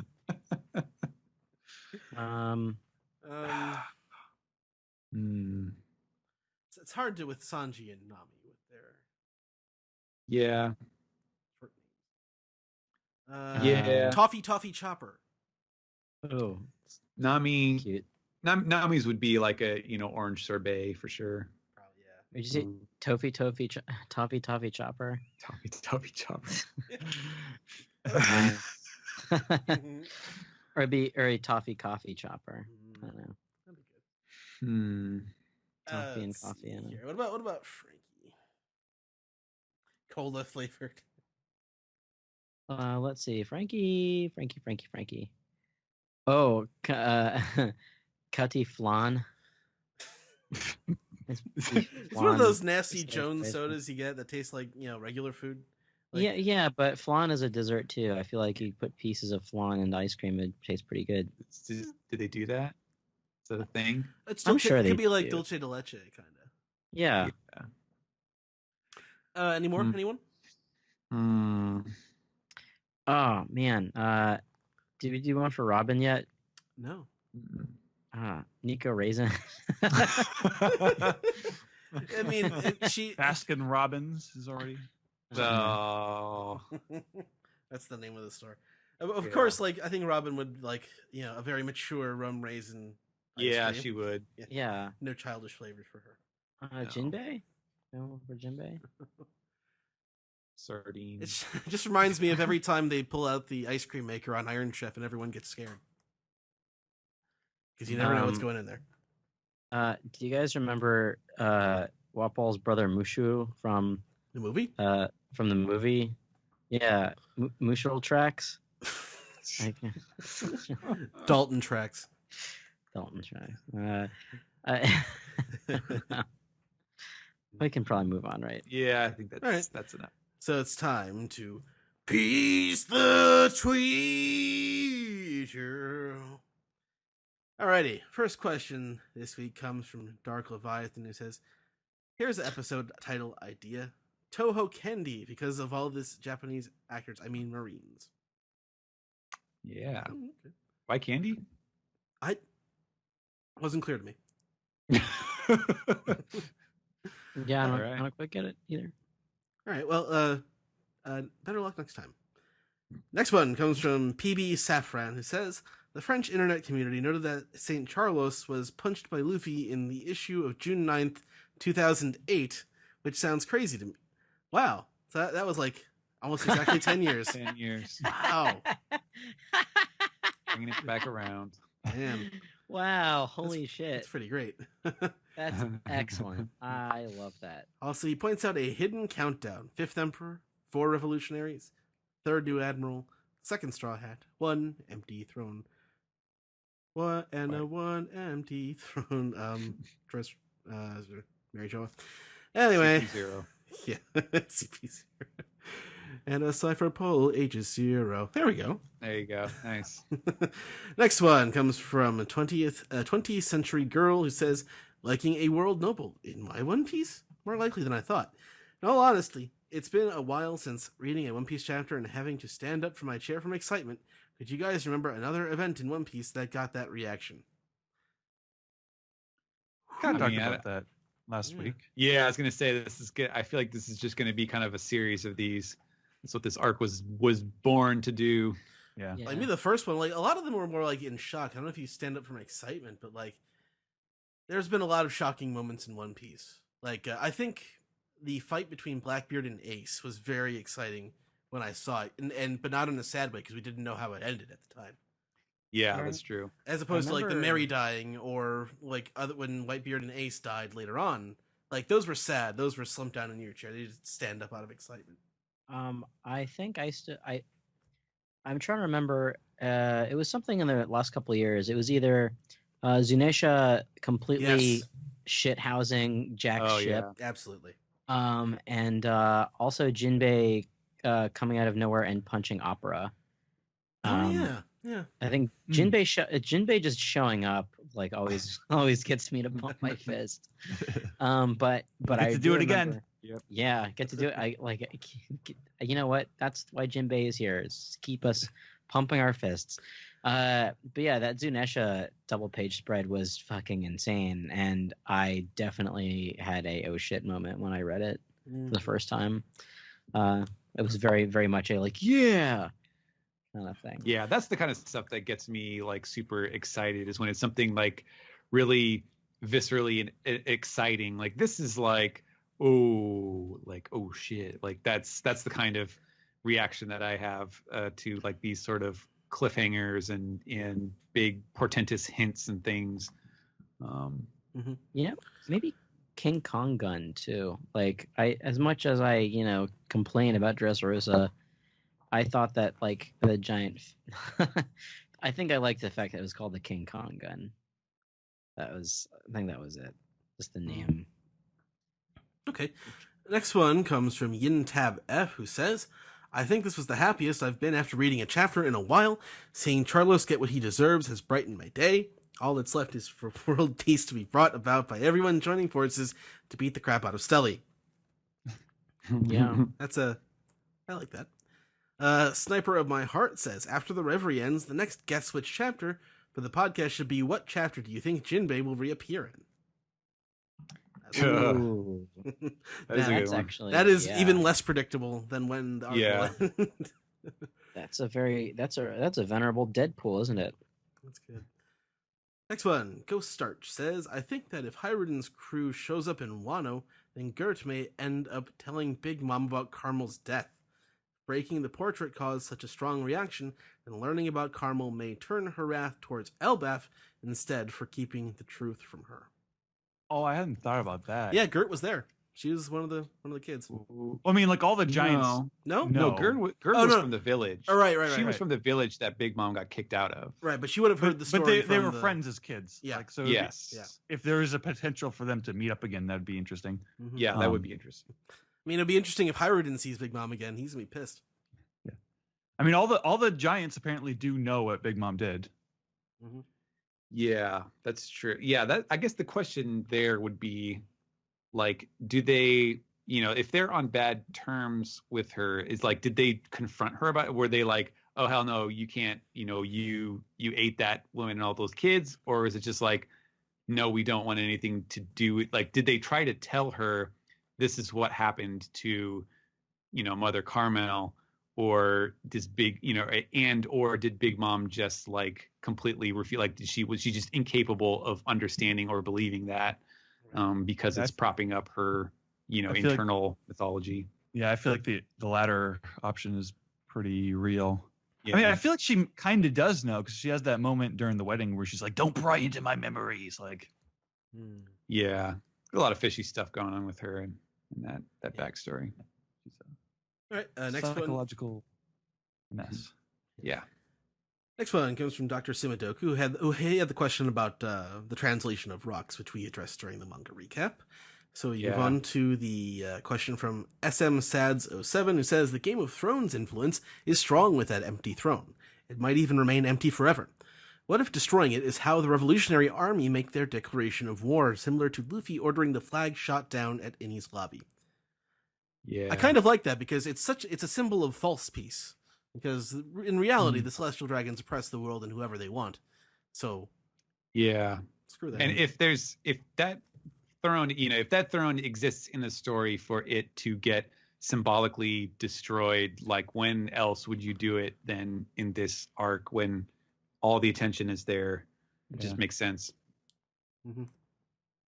I'm super curious what the revolutionaries' plan is, because with just them saying like, oh, we don't mind the world government, we just mind the celestial dragons, but the five elders are celestial dragons, so like you can't uproot them without replacing it with something else. Next one comes from Straw Hat Teacher, who has a different angle on a question we've been pondering already, who says, since Shanks was able to just stroll in and meet with the elders with no security, so do you think Shanks might be more sinister than we thought? Also, Stelly will totally sit on that throne and cause mass chaos. Yeah, we covered these. Yeah, I just thought it was interesting that he phrased it as sinister because of being a celestial dragon, as opposed to just having the power. Yeah, I don't really get that feeling from him.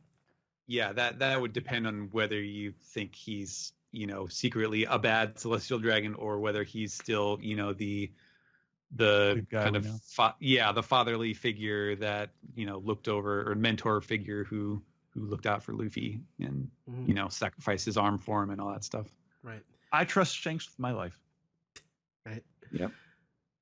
Dank Argonaut says, "Who's your One Piece beach buddy and why?" I like this question. Oh man, Beach Buddy. Going with the devil fruit. Nobody with the devil. Who's my beach buddy? Crocodile. One beach buddy. I'd say Frankie. I mean, he's pretty much, he's built for the beach already. Although Jinbei, yeah. On the other hand, like, do you think Frankie would go to the beach a lot? Because he's a cyborg. He's like, his whole body is made out of metal. Does he really want all that sand? It's true. Well, maybe he's like one of the new iPhones where he's got speakers that spits the sand out if it gets inside of him. Really? Yeah, I think that's what the new iPhones have. Wow. It to keep them waterproof. Weird. Yeah, I don't know. I don't have a new iPhone. My beach buddy might be Brooke. If we're doing straw hats, I guess. I don't know. I think it'd be fun to hang out with Brooke on the beach. Use his head as a volleyball. Play some music, yeah. Have a good time. Dark Leviathan says, "This reverie is Nuts Island." I agree. Next one comes from RS Dream 12, who says, "Amazing chapter, so many twists and turns. Makes me excited to see more in the world of One Piece. Anyways, Brian suggested that I ask this. If the Straw Hats or anyone in the One Piece world has YouTube channels, what kind of content would they make?" Oh, God. Sanji cooking tutorials, Nami shoplifting tutorials. Yeah, thanks. Shoplifting, Twitter is a thing.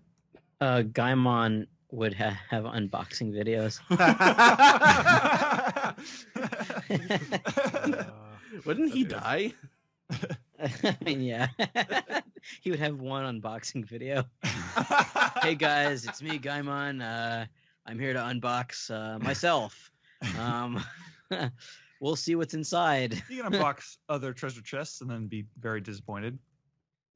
Yeah, It's the worst dead leg ever recorded.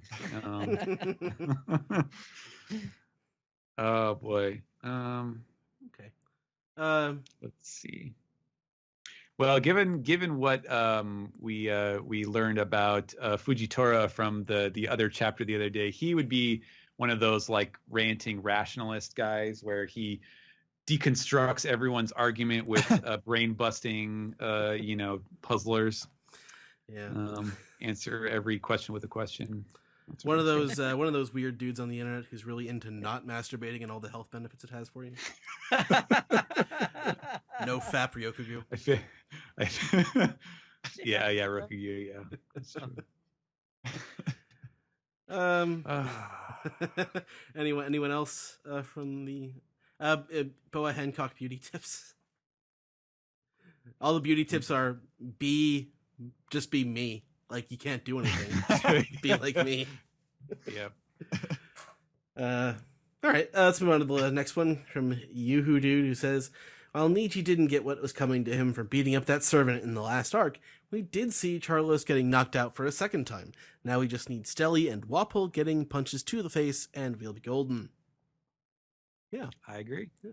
And finally, from Tom Yorkshire, who says, "Do you have any theories concerning the symbols engraved on the throne? I've seen people saying it's the Grand Line, the Celestial Families, or even stars, and it's pointing towards the sky." Oh, Pointing towards the moon. Yeah, I definitely saw that. I was actually trying to count the number on there, and I was like, well, maybe it's 20, and it's more than 20. Yes. Yeah, it's like 33, I think I was counting. Yeah, but it does remind me of the first map of the Grand Line 2 Raftel, how all of these all of these islands meet at one single point. That's good. Oh. I like that. Mm-hmm. Wow. Yeah. That'd be cool. Yeah. All right. What do the lions mean? I know Greg's got his like lion Kaido theories and stuff. Well, lions are a regal animal. I think those are just meant to be just a royal signifier. Okay. Or it could be more than that. Right. That's all I'm saying. Does anyone have any final thoughts on the piece together? It sure was a piece together. All right. Let's move on. Let's end the show. Peace out. ドラマへに大切な君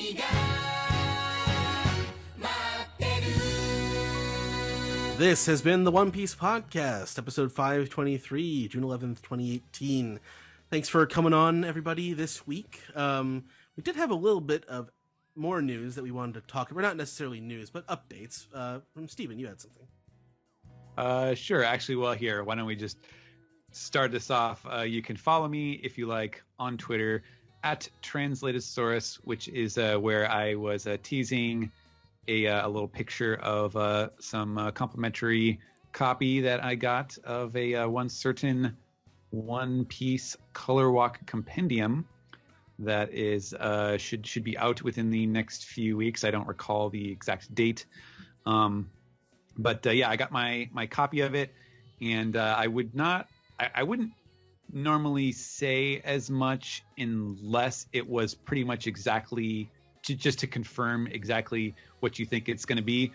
So I can definitely say that it, in terms of like the dimensions of the book and the page style, like, the glossy pages and the resolution of the art and all of that stuff, it's pretty much exactly what you would expect or what you would want from a 3 volumes of the Color Walk series, if you have owned or seen any of the original Japanese copies or the old English ones that were released years and years ago.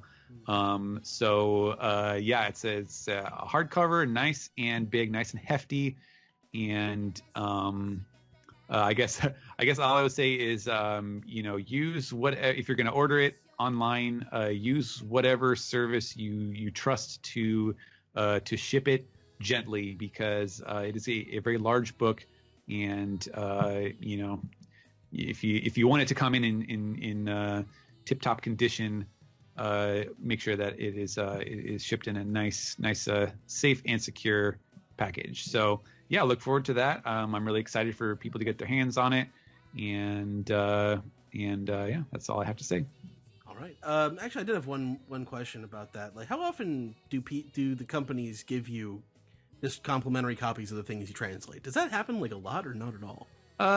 It depends. So I work with a couple different companies, and some of them like have it, like it's part of the the whole routine where, like, once it's shipped out, they have a list apparently of like, okay, send X copies to this address, X copies to that address. It's all part of the invoicing process.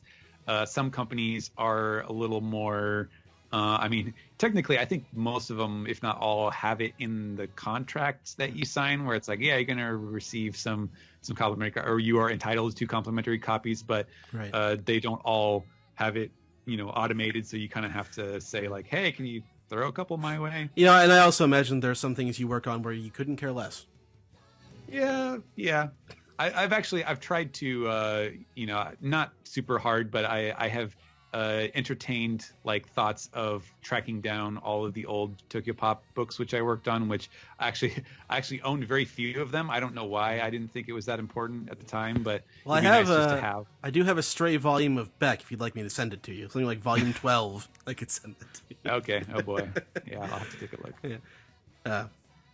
Anyway, so thanks for coming on the show, everybody, this week. Sam, where can the people out there contact you? They can find me on Twitter at Lucky Chainsaw. They can find me on the One Piece Podcast every week doing the anime recaps. And they can find me on... Wait, what did I just say? I just said One Piece Podcast, anime recaps? Yeah. And they can find me on AnimeNewsNetwork.com doing the daily streaming reviews for One Piece, My Hero Academia, and Black Clover. And big thanks to Joey for coming on. You can follow him on Twitter at Joey Weiser. Listen to him on Toho Yaro. Buy his books. Buy his book. But, so... Alex, how can people out there contact you? Find me on Twitter and Instagram at God, it took me so long to say dude, exclamation, all one word. You can also listen to me at Toho Yaro. Our new episode just came out last week. We covered Kikujiro, the Beat Takeshi film. It's on Amazon Video, so rent that if you haven't seen it. It's a great movie. You won't be disappointed if you watch it. It's wonderful. And then you can download the podcast and listen to us talk about it. Yeah, you can also listen to me and Ed on a recent episode of Conversation Genesis Evangelion. It's a hard podcast to say, which is at Mr. Matt J on Twitter. That's his podcast, the Cartoon 101's Patreon.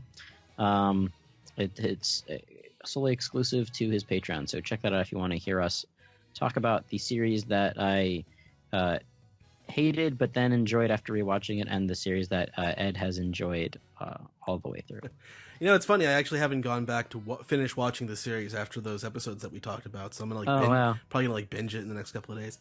Anyway, so for the One Piece podcast, you can find me at Edward E. One Piece on Twitter. The podcast can be found at onepiecepodcast.com, twitter.com, youtube.com, and facebook.com/onepiecepodcast. onepiecepodcast@gmail.com is our email address. One Piece Podcast is our Skype name. Please support us, patreon.com/onepiecepodcast. $10 and you'll get access to our Patreon episodes, including one that was over an hour long that dropped last week because Zach had a lot of content backed up there, but it was pretty good. There's a lot of funny stuff in there, so check that out. Let's see, you can subscribe on SoundCloud. You can subscribe and send us some piece together on our Reddit, r/One Piece Podcast. Subscribe on Google Play. Subscribe, rate, and review on Apple Podcasts, or call us on our phone number.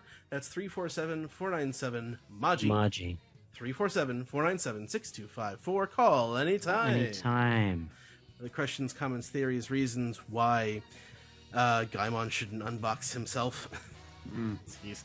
All right. So thank you, Sam. Thank you, Joey. Thank you, Steven. So for the One Piece Podcast, my name is Ed. And my name is Alex. And we'll see you next week, everybody. Thanks for listening. Goodbye. Goodbye. Bye. Go on.